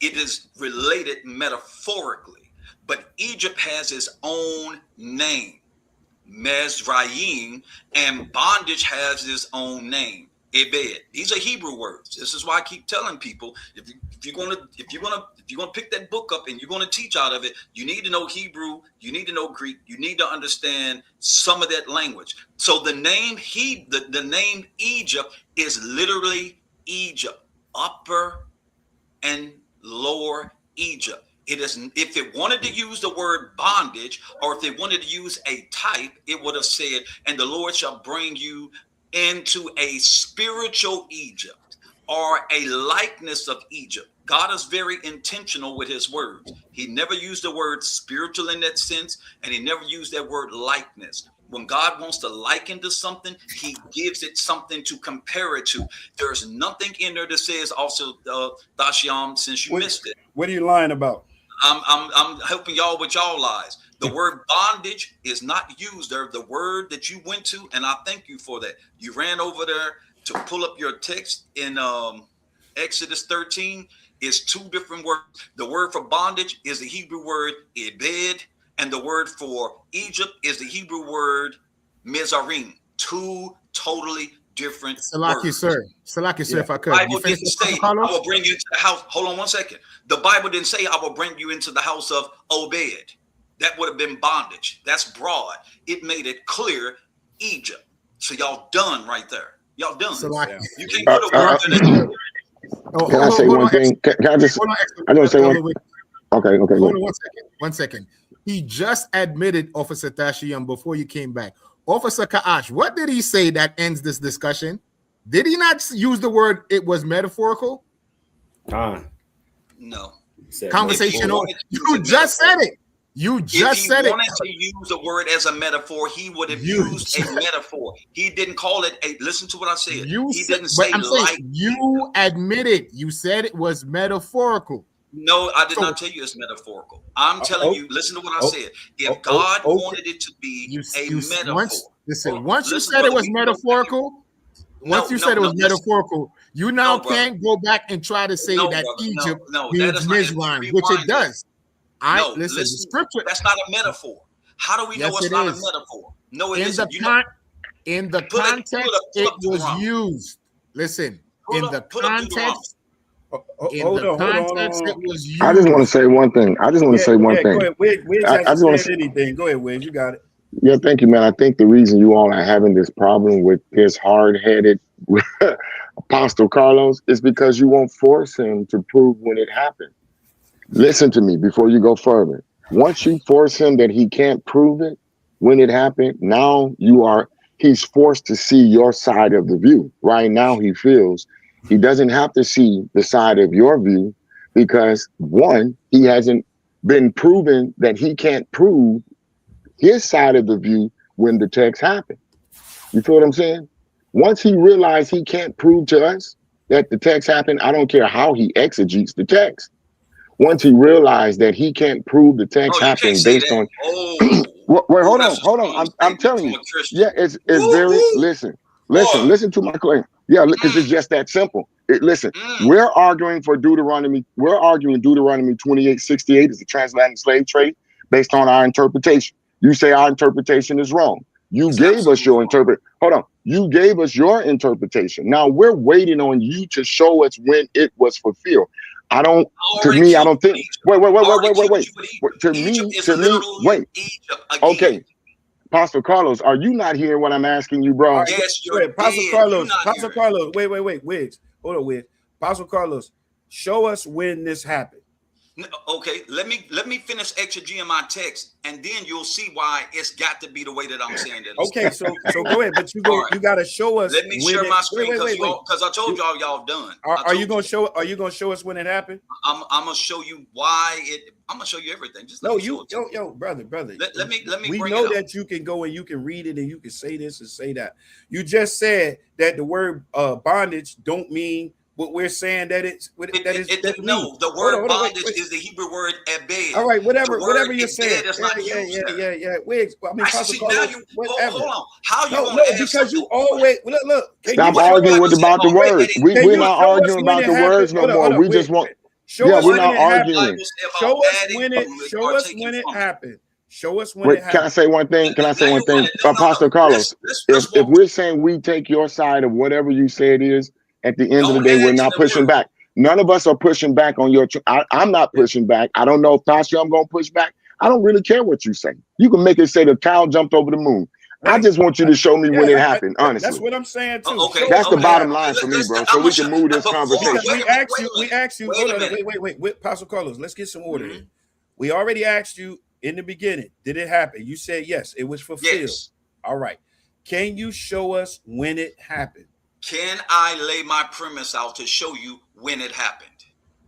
Whatever the hell that means, go ahead. But are you about to show us when it happened? I'm going to pull back up Deuteronomy chapter 28, if you don't mind, please. All right, there it is.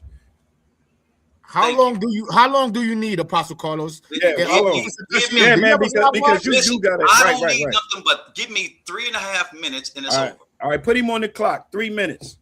All right. And the Lord will take you back to Mizraim, not Ebed. If he was going to take you back to bondage, it would have said, and the Lord would take you back into Ebed. Then you could use that argument. But the argument is Egypt. That's literal Egypt. How do we know this? Because if you start reading all of Deuteronomy, he scares them by telling them that he's going to take them back to Egypt. Now, let's see. Let me share my screen, and we're going to see what he said. By the way, would take you back to Egypt, will take you back to Egypt in ships by the way which I said to you. So what does he mean by the way which I said to you? That means there's already been a conversation piece about this. So what does he mean? What does he mean by this? By the way I said to you. So watch this. Y'all messing with the wrong one. The wrong one. Let's see here. What does that text mean? Here we go. Let me pull it up on the screen. Can you see my screen? So you want me to take this down? Let me share mine. So I can show you what that means by the way thereof. All right, so let's pull it up. God is explicit. This is found in Deuteronomy. And I think it's in Deuteronomy. Let me see, where is that at? No, it's probably early, and I want to say that it's 17. I'll find exactly where it is. But here's what he says. But he shall not multiply. He's talking to the king. This is 16. But he shall not multiply horses to himself, nor cause the people to return to Egypt, to the end that he should multiply horses, for as much as the Lord hath said unto you, you shall from hence not return no more the way. That's why he's talking about Egypt. Here's a same exact language, and it's talking about Egypt all over again.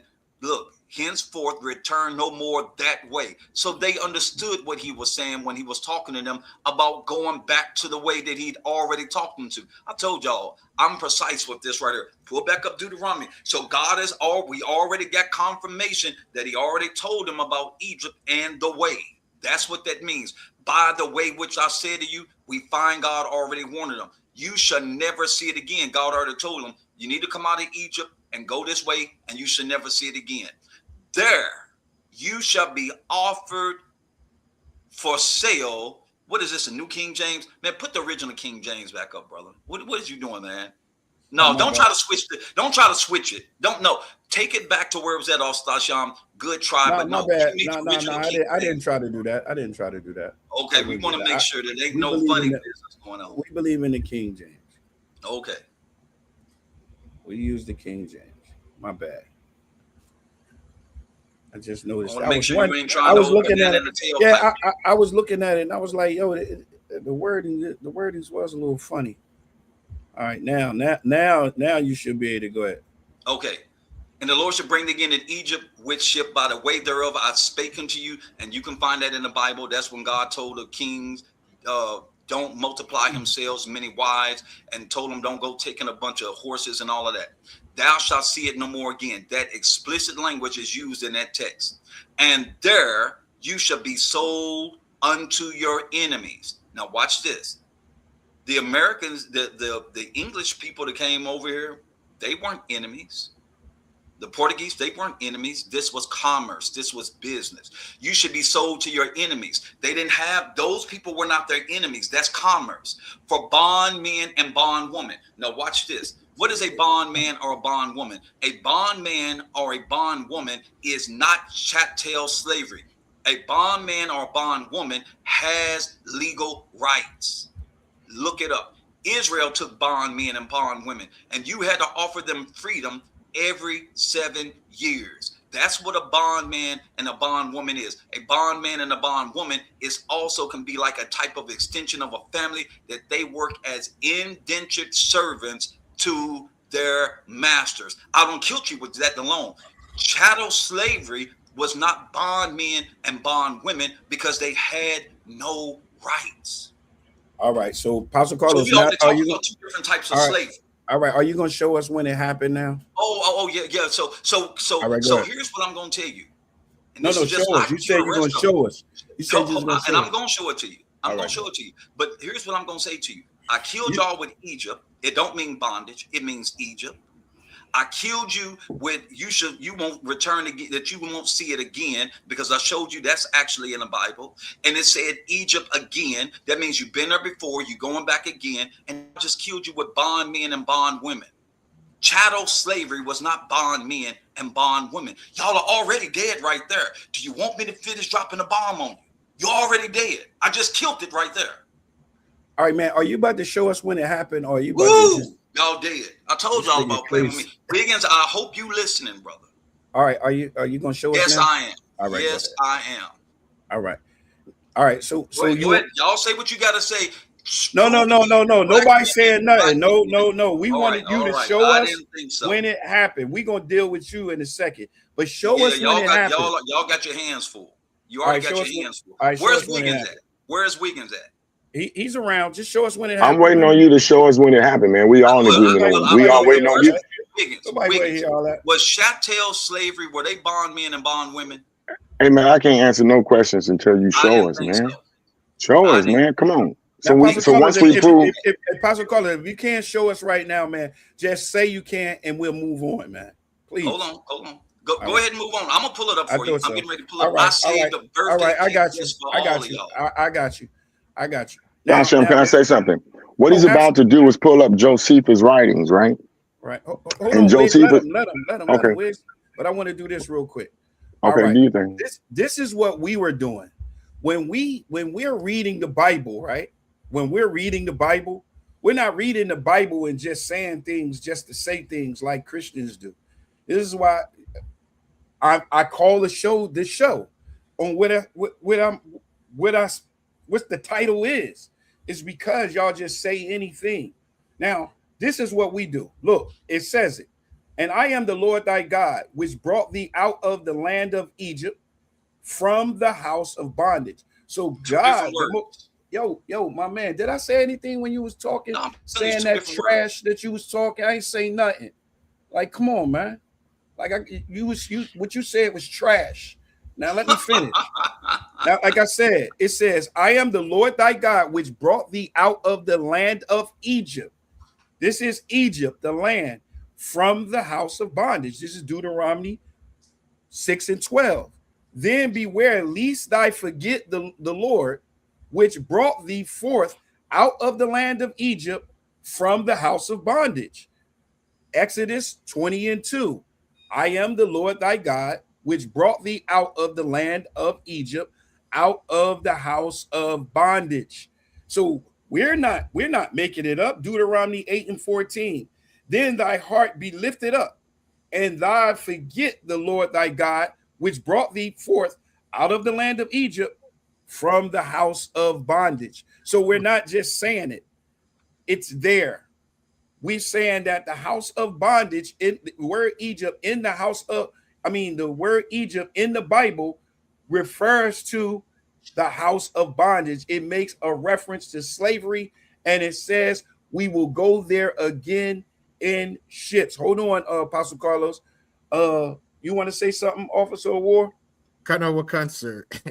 To rebut all, like Officer Tashiyam said, all the trash Apostle Carlos put out in the air, I'm going to read one precept to kill what he just said about Deuteronomy 68.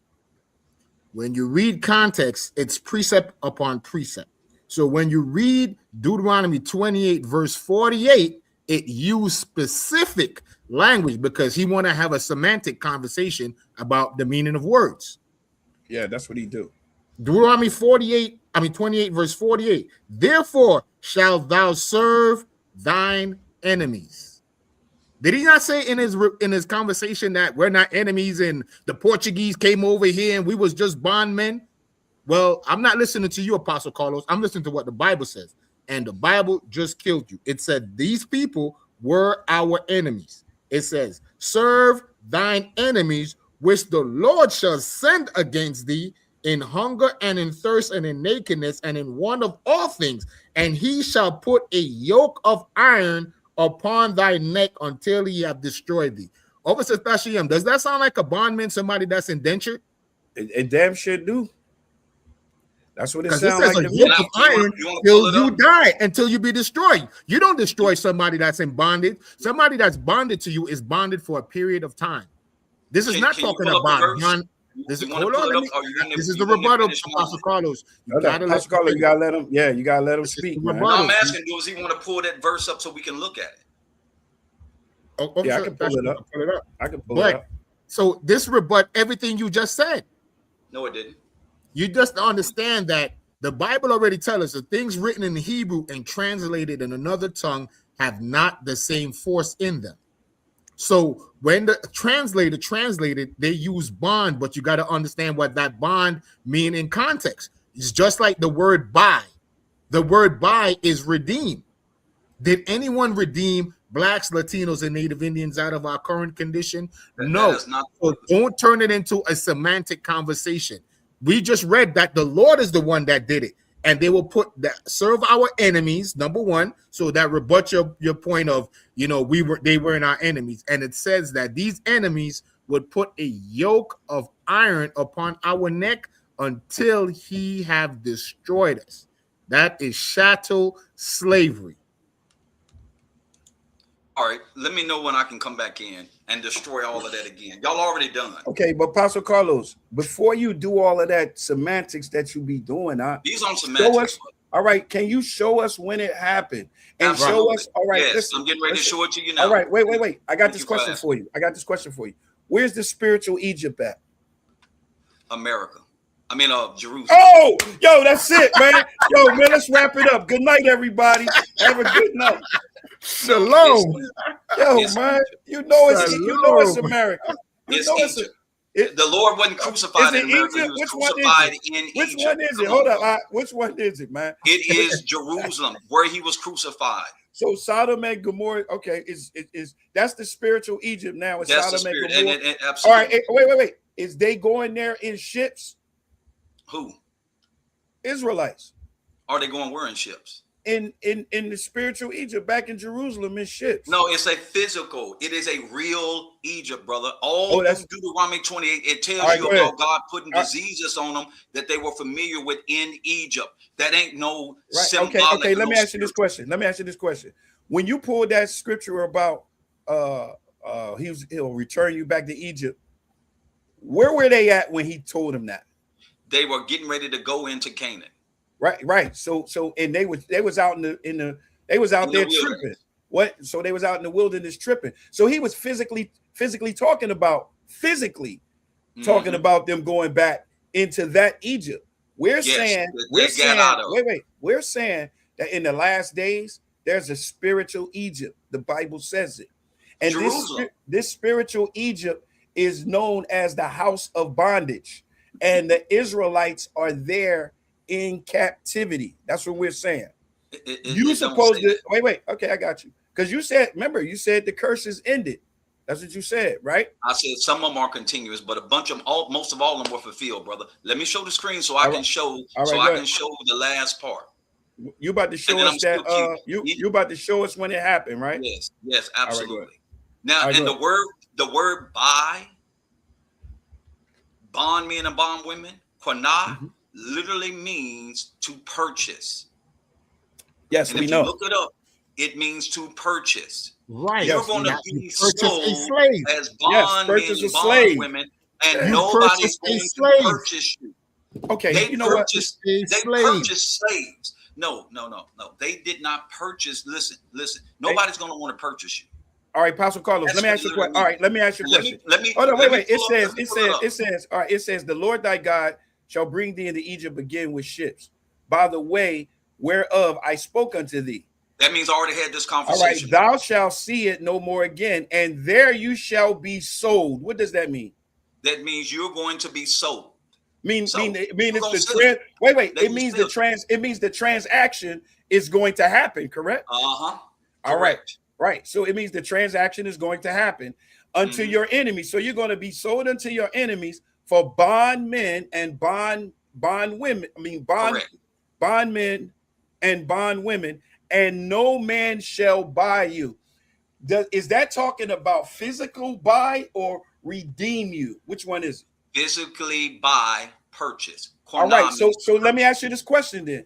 Why did it say the transaction would take place? Because it says, and there you shall be sold. And you just admitted that you're going to be sold. But now you're saying no man is going to buy you. Which one is it? Are you going to be up for sale or you going to be sold? Because you said the action takes place.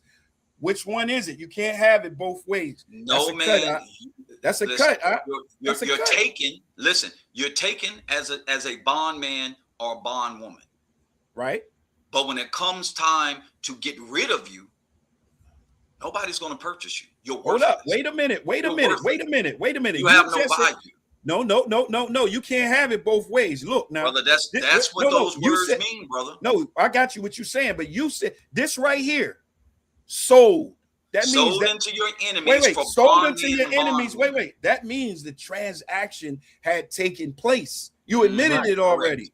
Correct. All right. For bondmen and bondwomen, and no man shall buy you. That correct. No man shall. All right. Which one is it? All right. Which one is it? Were they sold? Wait. Were they sold and no one bought them, or was they for sale and nobody bought them? Listen to what it says. I am. Listen to what it says. Hold on, listen. Go ahead. I'm listening. You should go back to Egypt again about the way that I told you that you weren't supposed to go. There, where in Egypt, see, you shall be sold to your enemies. What does that mean? Wait. This is the problem. Hold on, Apostle Carlos, because you're getting cut and you're getting your ass whipped. No, right there, where it says, all right, I got you. You said soul means the transaction happened. Then you turned around and said no man gonna buy you. You can't have it both ways. That's a contradiction. Then you're saying the Bible's contradicting itself? No, we're telling you that when it says no man shall buy you, it's talking about nobody will be able to redeem you from the captivity. Okay, well, you make it make sense to us then. Well, I'm gonna make it make sense to you. Go ahead, read it. Pull up my screen. No. Read right here and tell us make this make sense. We're gonna see how it happened. Let's pull up my screen. Wait. No. Before share we do that, you want me to show it to you, right? You want me to show you what it looks like? Listen. I got Deuteronomy 28 and 68 pulled up. No, let me share my screen so I can show you where this happened. Hold on, Apostle Carlos. I am. But I'm asking you right here where it says, and there ye shall be sold unto your enemies. You said for bondmen and bondwomen, you said that legal slaves. All right, I got you. You not said illegal. Right. Well, they made it legal. They made something called a paper bull and made it legal. But what I'm asking, that didn't happen? No, brother, that's not what this is talking about. All right, wait. But the people that did this to us, they made it legal. I'm asking you when it says, and I'm gonna let you pull up your screen and do your thing. When it says, and there ye shall be sold, You said the transaction took place. Then it turns around and says, no man shall buy you. Then you said no one's going to buy you. Which one is it? Are you going to be sold? It's both. You're sold, and then nobody wants to purchase you. That don't even make sense. That don't even make sense. We're talking about God's curse. No, right. Yeah, you're telling us that they're going to be up for sale and nobody's going to buy you when the Bible says that they're going to be sold. All right. I got you. I just want everybody to hear that. Okay, right, let's look at the history. Share my screen, brother. Share my screen. All right. It is. All right, so let's see here. Let's see the history on it. Okay. The verse, I got this pulled up and see if it'll let me scroll down because it's only giving me a screenshot of it. I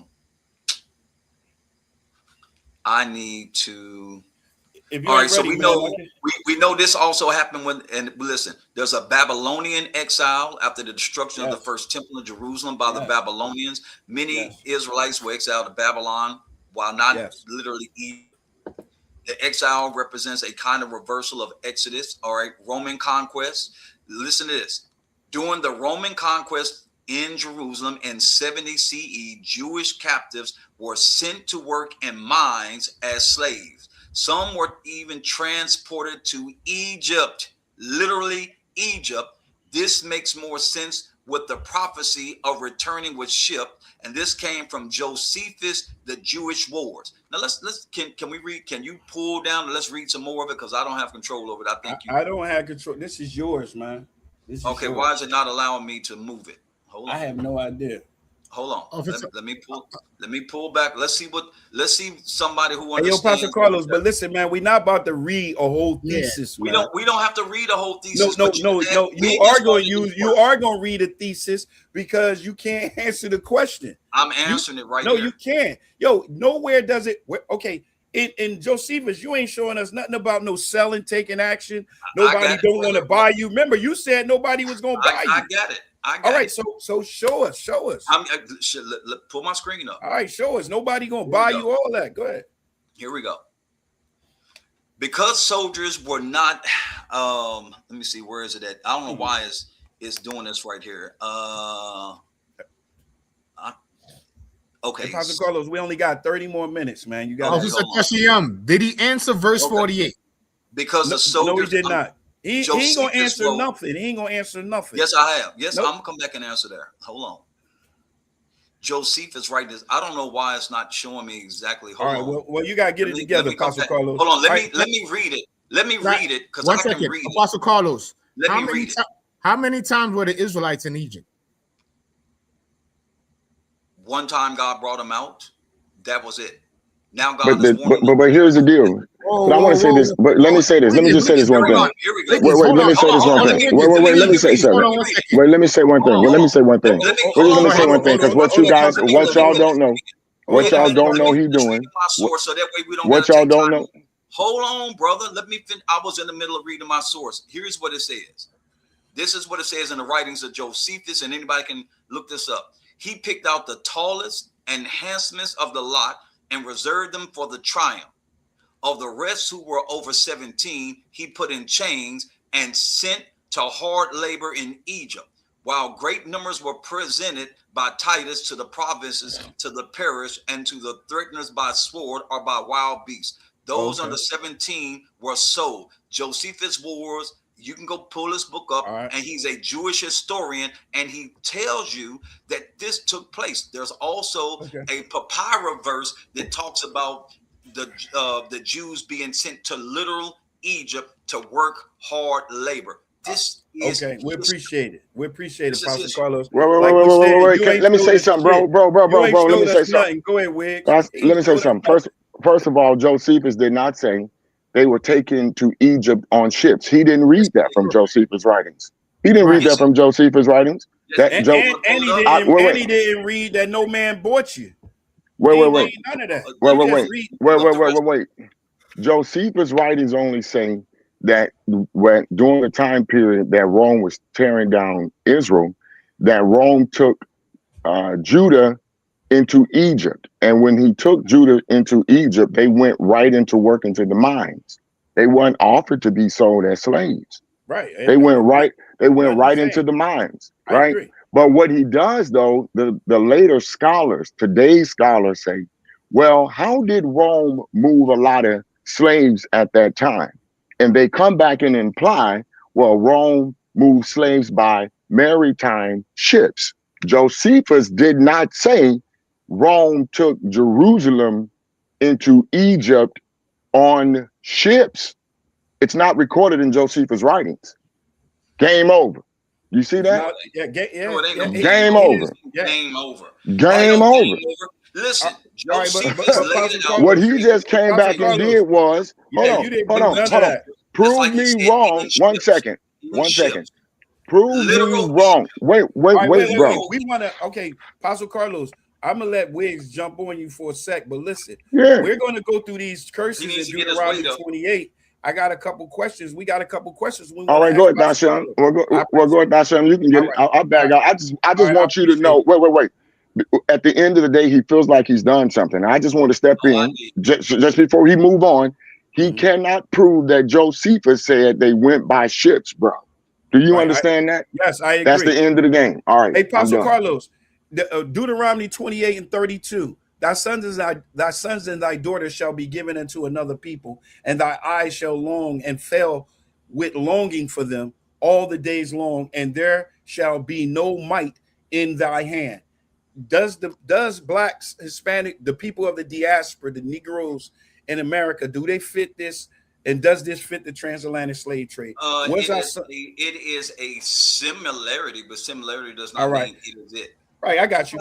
And when it says no man, it says no might in their hand. That means that nobody will be able to get us out of that.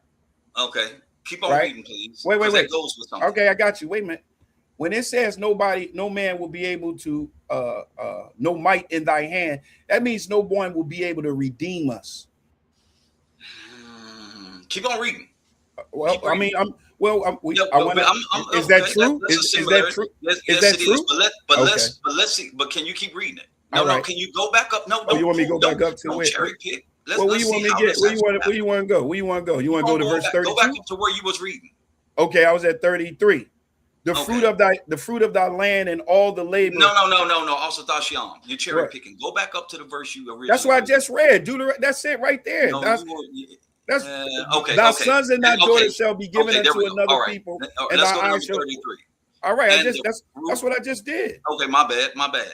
And the fruit of thy land and all thy labors. Whose land is it, also Tashiam? Don't we have land? Didn't we have land? Didn't somebody come and take it? No.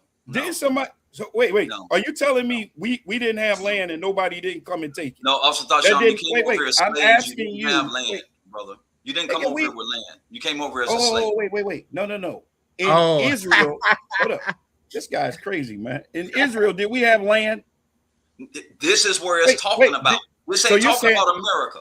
This is in the land you going to. You're going to possess it. All right, you're going to have land. Okay, that's your breakdown. That throws out America right there. All right, you didn't come over here as a slave with no land. Okay, did we have land? Okay, did we have land? Did the Native Americans? In America, wait. Since you went there, did the Native Americans have land? Did they? Apparently they did, but not everybody. All right, and did somebody come in? Wait, did somebody come and take it? Americans are Native Americans. No. Listen, man. Listen. We talking about the 12 tribes of Israel, brother. Yeah. You just got listen. You're done. No. Did the fruit of thy land? Did we have land? You're not. Can you wait. Yes or no? Did we? Wait. Are you an African American? All right. So now you don't want to answer it. You just put your foot in your mouth. Well, you brought it here. So the question becomes: No, listen. Also, here's I don't want to go back and forth. When they brought you over here on a ship, did you possess land? Because y'all saying that you came over here on ships. The Indians didn't come over here on ships. They were already here. Right. It's done.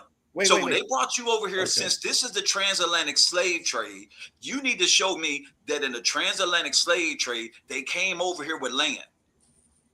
Okay, so I'm gonna say it again. I'm gonna say it again. We had land. We had land. So you came over on a ship. My man, you gonna let me talk, or you just gonna try to show off? Brother, come on, man, stop acting. No, you the one running around acting like we was uncivilized, nigga. Like we didn't have no land. Hold on, man. I heard you, Apostle Carlos. I heard you. Can you ain't gonna let me. You ain't gonna let nobody talk. I got the precept, sir. What Africans? No, listen to my question real close. Real close. You saying this is the transatlantic slave trade? Deuteronomy 32:8, sir. Hold on. Listen to my question.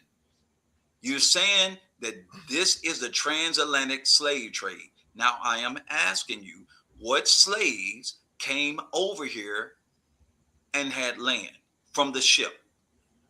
Because that's what you're basing it on. That's not what that. Nobody said that. You're making that say that. Nobody's saying that. What you want out? You want Deuteronomy what? 32 verse 8. This is the cut what he just said about we didn't have no land. It's right here in the scriptures.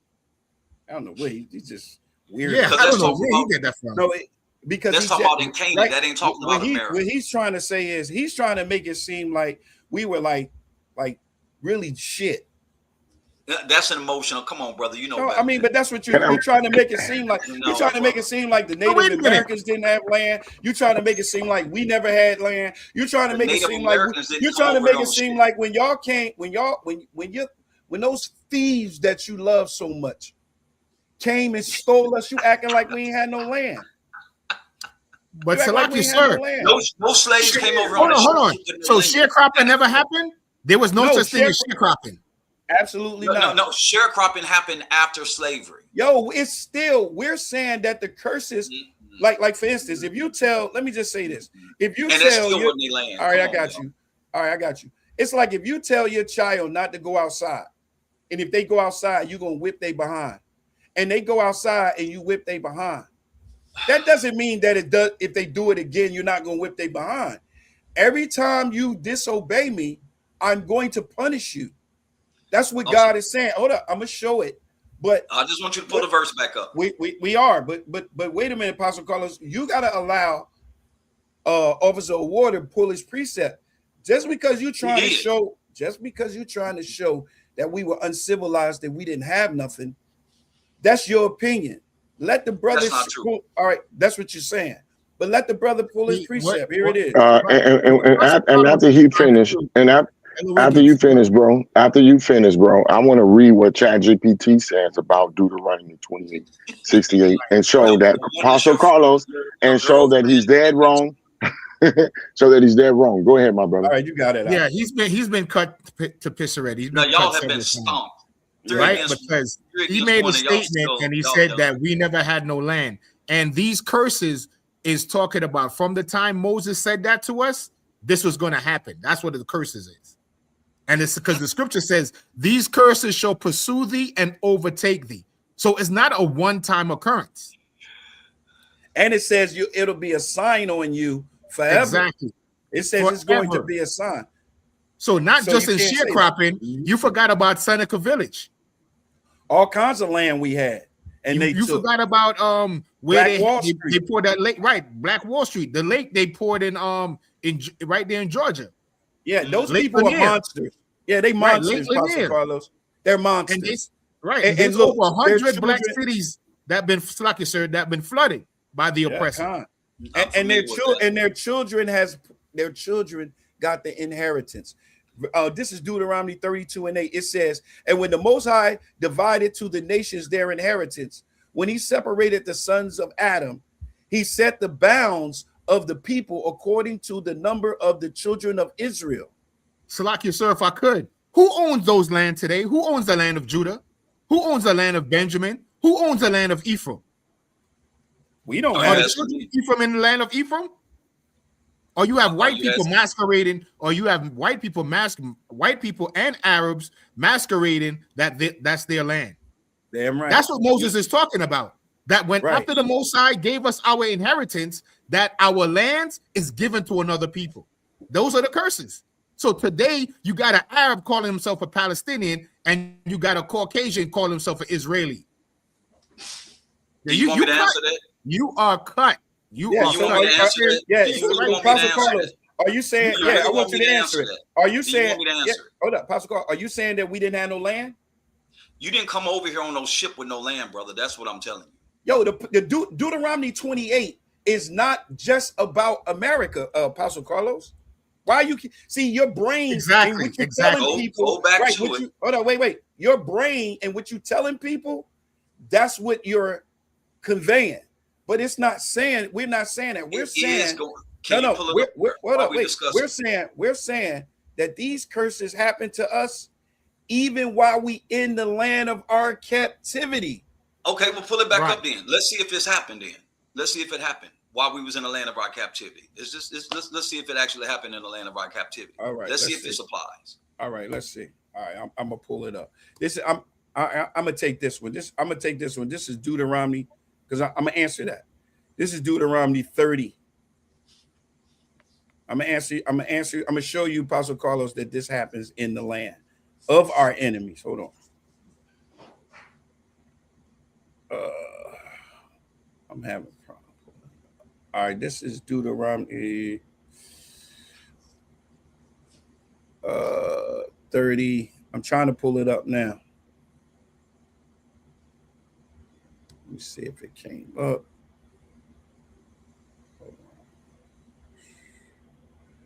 All right, let's see. She acting up. All right, so you said it don't happen to us in the land, right, Apostle Carlos? Let's see. It doesn't. None of this stuff did not happen over here in America, brother. This stuff happened. This is not what this is happening. Oh, you said it don't. All right, this is the book of Deuteronomy, chapter 30 and verse 1. It says, and it shall come to pass that all these things are come upon thee, the blessings and the curses, and the curse which I have set before thee, and thou shalt call them to mind among all the nations, whether the Lord thy God has driven thee. Now let me read it again, because you just lied again. You said it ain't gonna come up on us in the land of our in the land of our captivities. Let me read it again, because maybe you didn't hear it. Keep on reading. And I will. It gets worse. It says, and it shall come to pass when all these things are come upon thee, the blessings and the curse, which I have set before thee, and thou shalt call them to mind among the nations, whether the Lord thy God has driven thee. So correct. In those lands, got you. In those lands, like in the book of Daniel, we're going to follow those laws. We're going to do those things in the land, and those curses and those blessings can happen to us in the land of our captivity. It says, can you keep reading, please? I sure will. I sure will. Keep reading. And thou shalt return unto the Lord thy God. From where? From among the nation where I sent you, where the place Apostle Carlos said, we ain't going to be doing nothing. We ain't going to be being under the curse in the land. This is weird. And yeah, I got you. And shall obey his voice according to all that I command thee this day, thou and thy children, with all thy heart and with all thy soul, that then the Lord thy God will return thy captivity. So now captivity. He's going to bring you out of captivity. He's going to bring you out of the land. Wait a minute, stop right there. Don't you always say that we're in captivity? Excuse me, wait a minute. Ho. Brother, we are in captivity. I never told you that. But wait a minute. How can you be in captivity if you can have your God's law? Brother, you can have your You said that you keep God's laws and you don't sin and y'all live right. So, but then you tell me in the next breath you in captivity. Somebody's lying. All right, so let me tell you, since you want to one of y'all is lying. You or God are lying. Which one of y'all are lying? All right, let me tell you. Daniel still went into captivity even though he was following the commandments. Jeremiah still went into captivity even though they was following the commandments. You just the weirdo that just believe in your singleness. I believe in nation. Together we gonna stand, and if one of us fall, I'm gonna fall with my brother. That's what God brought out the nation. Stop it, brother. Stop it. I'm answering your question. Go ahead. I'm in captivity because of people like you. People, my brothers and my sisters like you that don't want to follow the laws, don't want to follow the statutes, don't want to follow the commandments. That's why. So the Lord had me here to wake your simple behind up. So while we in this captivity, which you lied and now you're trying to deflect and you're getting cut again, those curses are on us even in our captivity. And it says it. That then the Lord thy God will return thy captivity and have compassion. Hold up. You do it on your own. And have compassion upon thee, and I will return and gather thee from all the nations whither the Lord thy God has scattered you. So you was wrong. You're just wrong. And now you're trying to flip it because you got somebody around listening probably, and they hearing you get your ass whipped, and now you want to flip it. You want to flip it. You can't. All this is rhetoric. All this is rhetoric. Keep reading it. Keep reading it. Listen, brother. He said he will bring you out. Didn't he bring Jeremiah out of captivity? Yeah, but he didn't say when. But he didn't say when. He didn't say exactly when, bro. I got it, Wiggs. Didn't he bring? We went in and out of captivity. Tasha, we gotta let somebody else get in, bro. Tasha, we gotta let somebody else get in too. But we went in and out of captivity. We went in and out. Oh my goodness! All right, go ahead, man. Did he bring them out of Babylon as a nation? Yes. Did he bring them out of? And we went back in. Out of Assyria? But did we go back in? Hold on, wait a minute. Did we go back into captivity? Yes or no? Wait, did we go back into captivity? Yes or no? After Babylon? Yes. No. We didn't? So we didn't have a Greek captivity? That's a different nation now, ain't it? What, did we have a captivity, though? You got cut again. You got cut again, man. You got cut again, man. So wait a minute. Let me talk. No, hold on. Let's stay right there. Let's stay right there. This is where I got you at. This is where I got you at. Are you ready? How long have African Americans been over here in America under bondage, as you say, and in captivity? How long have they been in captivity over here? Hey, yo, Apostle Carlos, man. No, just answer my question, brother. Just answer my question. How long have they been in captivity? According to Genesis 15, 400 years, a little bit over 400 years, according to Genesis 15. So see, this is where y'all all die. So this will be the first time in the history of Israel that God did not bring his people out. You're gonna flip it. This be the first time in all of biblical history. According to Carlos. Hold on, brother. Hold on. So let's get this straight. This is the first time in biblical history that God failed or God lied. The Bible says, hold on, man. Hold on, bro. Let me read something, man. Let me read something, please. I've been trying to talk for a minute, man. Y'all been going back and forth. Come on, man. Let me read something. I ain't did no talking, bro. Carlos ain't did no talking, bro. Bro ain't did no talking. Pipe down. Let me get in. Get out of the way, man. So Carlos, I feel like, bro. Let me say something. But I should be able to talk at least one. A little bit, man. No, you gonna cut me off, brother. You call me out. Sir, could I get in after Wiggins? Okay, so and then we're gonna let Pastor Carlos. All right, so look, this is what we're gonna do. We're gonna let Wiggs go, then Officer Ward gonna go, and then Apostle Carlos gonna go, because I don't want y'all crying, Apostle Carlos, because I can see right now he getting a little teary-eyed. Yeah, because y'all cut me off. When it's my turn to speak, y'all want to cut me off and interrupt. But Carlos, you've been doing all. But you've been okay, I'll tell you what, Apostle Carlos, can you take 2 minutes to make your whatever you got to say? Then I can come and get it. Yes. All right, go ahead. Okay, that would be fair. All right, go. That'll be fair. Go ahead. All right, because there's already 3 against 1. My God, listen. In all of the history of the Bible, God always gave a specific time frame for his people to be out of the land, and he bring them back. That's recorded. This will be the first time that God has ever lied, which means he got a people that's been in the Americas with that failed prophecy that people was talking about. African Americans, it's been 400 years we coming out, and it ain't happened because African Americans are not Israelites. They're West Africans. That's fine. There shouldn't be no shame in that. If you understood West Africa and their greatness, there's no shame in that. Your DNA says that you're African. Your haplogroup says that you're African. Your language said that you're African. Your custom said you were African. The food you ate said that you were African. You're not the people. Knock it off.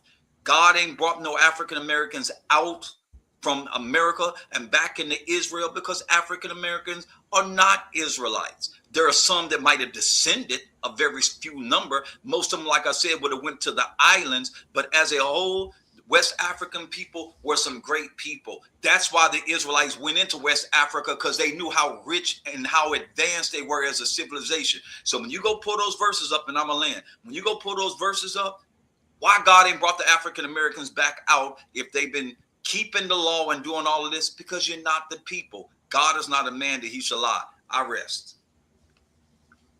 Okay, so look, Apostle Carlos, number one, he failed to prove Deuteronomy 28:68 happened when he said it happened. Josephus never said they went into Egypt on slave ships, period.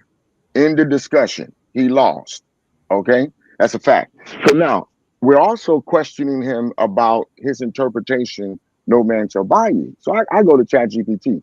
Basham is giving an excellent breakdown on what that word means. No man shall redeem you. You shall not be redeemed by any man, is what the text is really saying.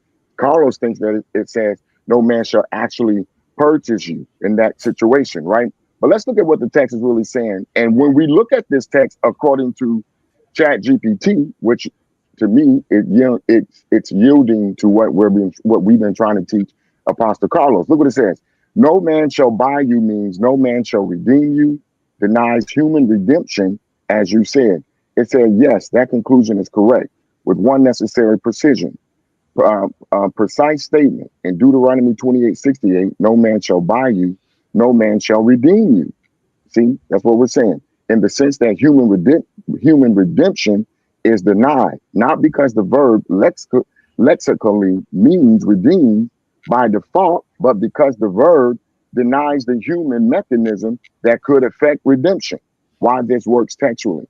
In scripture, redemption by men happens through purchase, buying back, as shown clearly in Nehemiah 5:8, saying there is no quanah, therefore means no buyer, no buyback, no human redemption pathway. So the verse is declaring no human agent will intervene to recover or redeem you. How this fits the prophetic arc, Deuteronomy 28:68, human redemption is impossible. Isaiah 52:3, divine redemption alone, redeemed without money. The texts are not competing. They are sequential. Bottom line, the phrase denies human redemption. It prepares the ground for God alone to redeem. This aligns perfectly with Isaiah, Hosea, and Jeremiah. Okay, so now, Apostle Carlos, what we're saying here is what you've been saying how to interpret Deuteronomy 28 is wrong. Okay, now that's this. We got two things against you now in Deuteronomy 28. One, you haven't proven that it happened. Josephus didn't say they went in on slave ships. Two, when we said no man shall buy you, it does mean no man shall redeem you. Facts. So when you all talk about this, we're saying that we can't use Deuteronomy 28:68 for our view as the transatlantic slave trade based on the two reasons I gave you that you can't use and say it already happened. We can. We can definitely use it for that purpose. Now, I want to get into this other part here as you talk about why God hasn't redeemed Israel yet. It's all in God's timing. You talk about the Jewish people today that went back into Israel in 1948. I want to read a prophecy in Zephaniah. You did want me to read this. You did want me to read this prophecy. No. It's not. It's actually dealing with captivity. It's actually doing. Yes, it is. Let's read it. Let's read it. Let's read it, bro. Hold on. Because we're talking about the Jewish. Hold on, bro. No, we can't. You talk too much. Get out the way. Too late, man. Can we save this for another day? Wait, man. I just started. No, I just started. That argument. No. Well, let me argument. Let's keep it on Deuteronomy 28. Don't worry about it. We don't want to get scattered all over the place. Carlos, let me say what I got to say.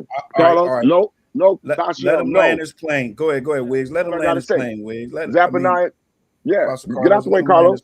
Now we're talking about Israel being sold. The brother said Israel went into West Africa because they felt like Africa, this is his interpretation. Africa was this great country. Hold on, bro. I don't need you to talk while I'm talking. I'm trying to respond to what you said. You have said a lot, right? Let me get you. The brother said, Apostle Carlos said that Israel fled into West Africa because Africa was this great civilization and this, that, and the third. I don't deny. Maybe Africa was this great civilization, such and such. But I want to tell you the reason why Israel went into West Africa is according to scripture. And when we talk about Israel went into West Africa, it's not talking about the 12 tribes of Israel. It's only talking about one group. It's talking about Judah going into West Africa. When you talk about Judah going into West Africa, again, Apostle Carlos, it's by the prophecy right here, Zephaniah 3:10. From beyond the rivers of Ethiopia, my supplants, which means my worshipers, even the daughters of my dispersed. This word dispersed here means Judah. I'll prove it to you. Shall bring mine offering. Let's go to Isaiah chapter 11, and I want to read verse 12. I want to show you who Zephaniah is saying, particularly from the house of Israel that's going beyond the rivers of Ethiopia into West Africa. Okay? Into West Africa. Look at Isaiah 11, verse 12. And he shall set up an ensign for the nations and shall assemble the outcasts of Israel. That's the 10 tribes of Israel. And gather together the dispersed of Judah from the four corners of the earth. Isaiah is calling Judah the dispersed. Now let's run back to Zephaniah 3:10.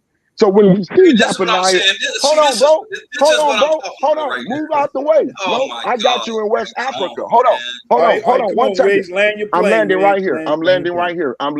Here's where Tashiam, I haven't really got into this text. I know. I wanted to know earlier. We know that this prophecy is still in motion because God has not gathered Judah from beyond the rivers of Ethiopia. Now, when we see Judah beyond the rivers of Ethiopia, here's Apostle Carlos's issue. Judah is being described as Balad Jews. Balad means black. Just like Judah was described as black in Spain and Portugal when they were called Negro, I got you 2 time periods. Judah was in West Africa, Sudan, right? Called black. Judah was in Spain and Portugal, called black. A little bit over 500 years ago, we see Judah in West Africa. Now, hold on.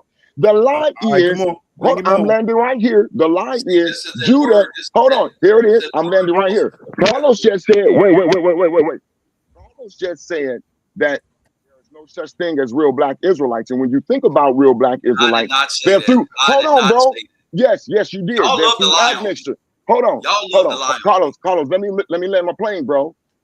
When you admit to black Hebrew, when you admit to black Israelites, you admit it's through admixture. I'm proving to you, Judah that went into Sudan is not through admixture. And when you see Judah into Sudan and Spain and Portugal, they're described as black. How is it that over 500 years ago until today, Judah, as you say, is in Jerusalem, they're now pale skin, olive skin, tan skin. That's the pigmentation for the Cohen haplogroup. How did Judah pigmentation change from being described as black 500 years ago unto pale skin, tan skin, and olive skin, Carlos? It doesn't make any sense. That's where I land my plane at. All right. So look, Apostle Carlos, the only thing I'm going to say is, we went a little bit over. Only thing I'm going to say is, you got smashed tonight, man. I don't really got to do. Y'all got stomped because you can't prove what you're saying. All right, I got you. Right here it says, I can prove what I'm saying. I got you. Right here it says, he don't believe that there's no biological Israelites on this earth except through conversion. Hold on, Witt. And what you all are arguing for, he don't believe it that way, no way. That's why I keep taking them back to Deuteronomy 28. Are you saying this, Apostle Carlos? Are you saying that I don't believe he believes? Apostle Carlos, you're not saying there is no biological Israelites on the planet, right? You're not saying that. No, I'm not saying that. This is the lie. He said through conversion. Wait. That's not the way you ask that. He only believes when you talk about black Israelites, it's through conversion, like conversion and admixture. No, that's it. That's it. So are you saying? So wait. So admit to me right now. Admit to me right now. Wait. Haven't I said that the Spanish went over into the islands? Wait, you told me that Shem. Wait, 1 second. 1 second. Wait, Carlos. Yo, y'all gotta get it together, man. Y'all gotta get it together. Wait, Tashiam, listen, I got him. He told me that Shemites, now remember, Judah's from Shem. We all know this. Now, he told me Shemites were not always black. They went into Africa and they made it with the Hamites and they turned black. Right? Yeah, so now, back to Carlos, are you telling me that when you talk about, hold on, let me get him now. Hold on, wait a minute, Witt. Hold on, man. All right, Officer, did you hear that? All this is way off. Look, it's not, bro. Bro, hold on. I don't know what to say. We all just sitting all right, we about to close it down. A helicopter just wait, Tashiam, hold on, Tashiam. He don't believe that there's a such thing as real black Israelites. And that's why he keeps saying African. Hold on, Tashiam, give me 5-10 seconds. That's why he keeps saying, wait, 10 seconds. I'm out of here. I promise you that. 10 seconds. Give me 10. Give me 10 seconds. That's why he keeps saying African Israelites. Shemites are not African Israelites, nigga. Right? African Israelites are converts and admixtures. Shemites are not African. See, he's lying to you. I got you. Do you want me to say it? No. Yeah, send it to him. Shemites are Asians. Hold up, wait, Pastor Carlos.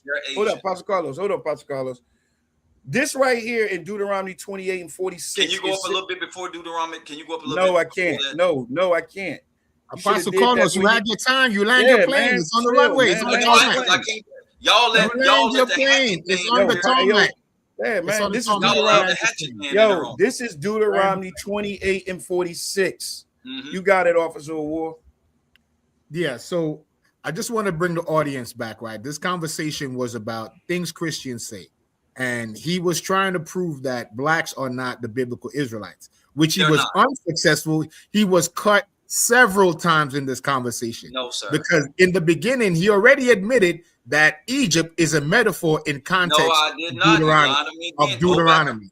Hey, right? Carlos, also, too, is in a debate, he's very disingenuous because he likes to windmill. He doesn't answer questions. He goes into semantic debates and windmill off the point. So we're going to bring it back, right? Deuteronomy 28 and 68. Salaki, sir, if you could. Give me the 68. Go down to 68? I will do. You got it. So we know 48 already established that God said he would send our enemy against us and they will put a yoke of iron. That yoke of iron represents chattel slavery. It doesn't represent indentured servitude or bondsmanship.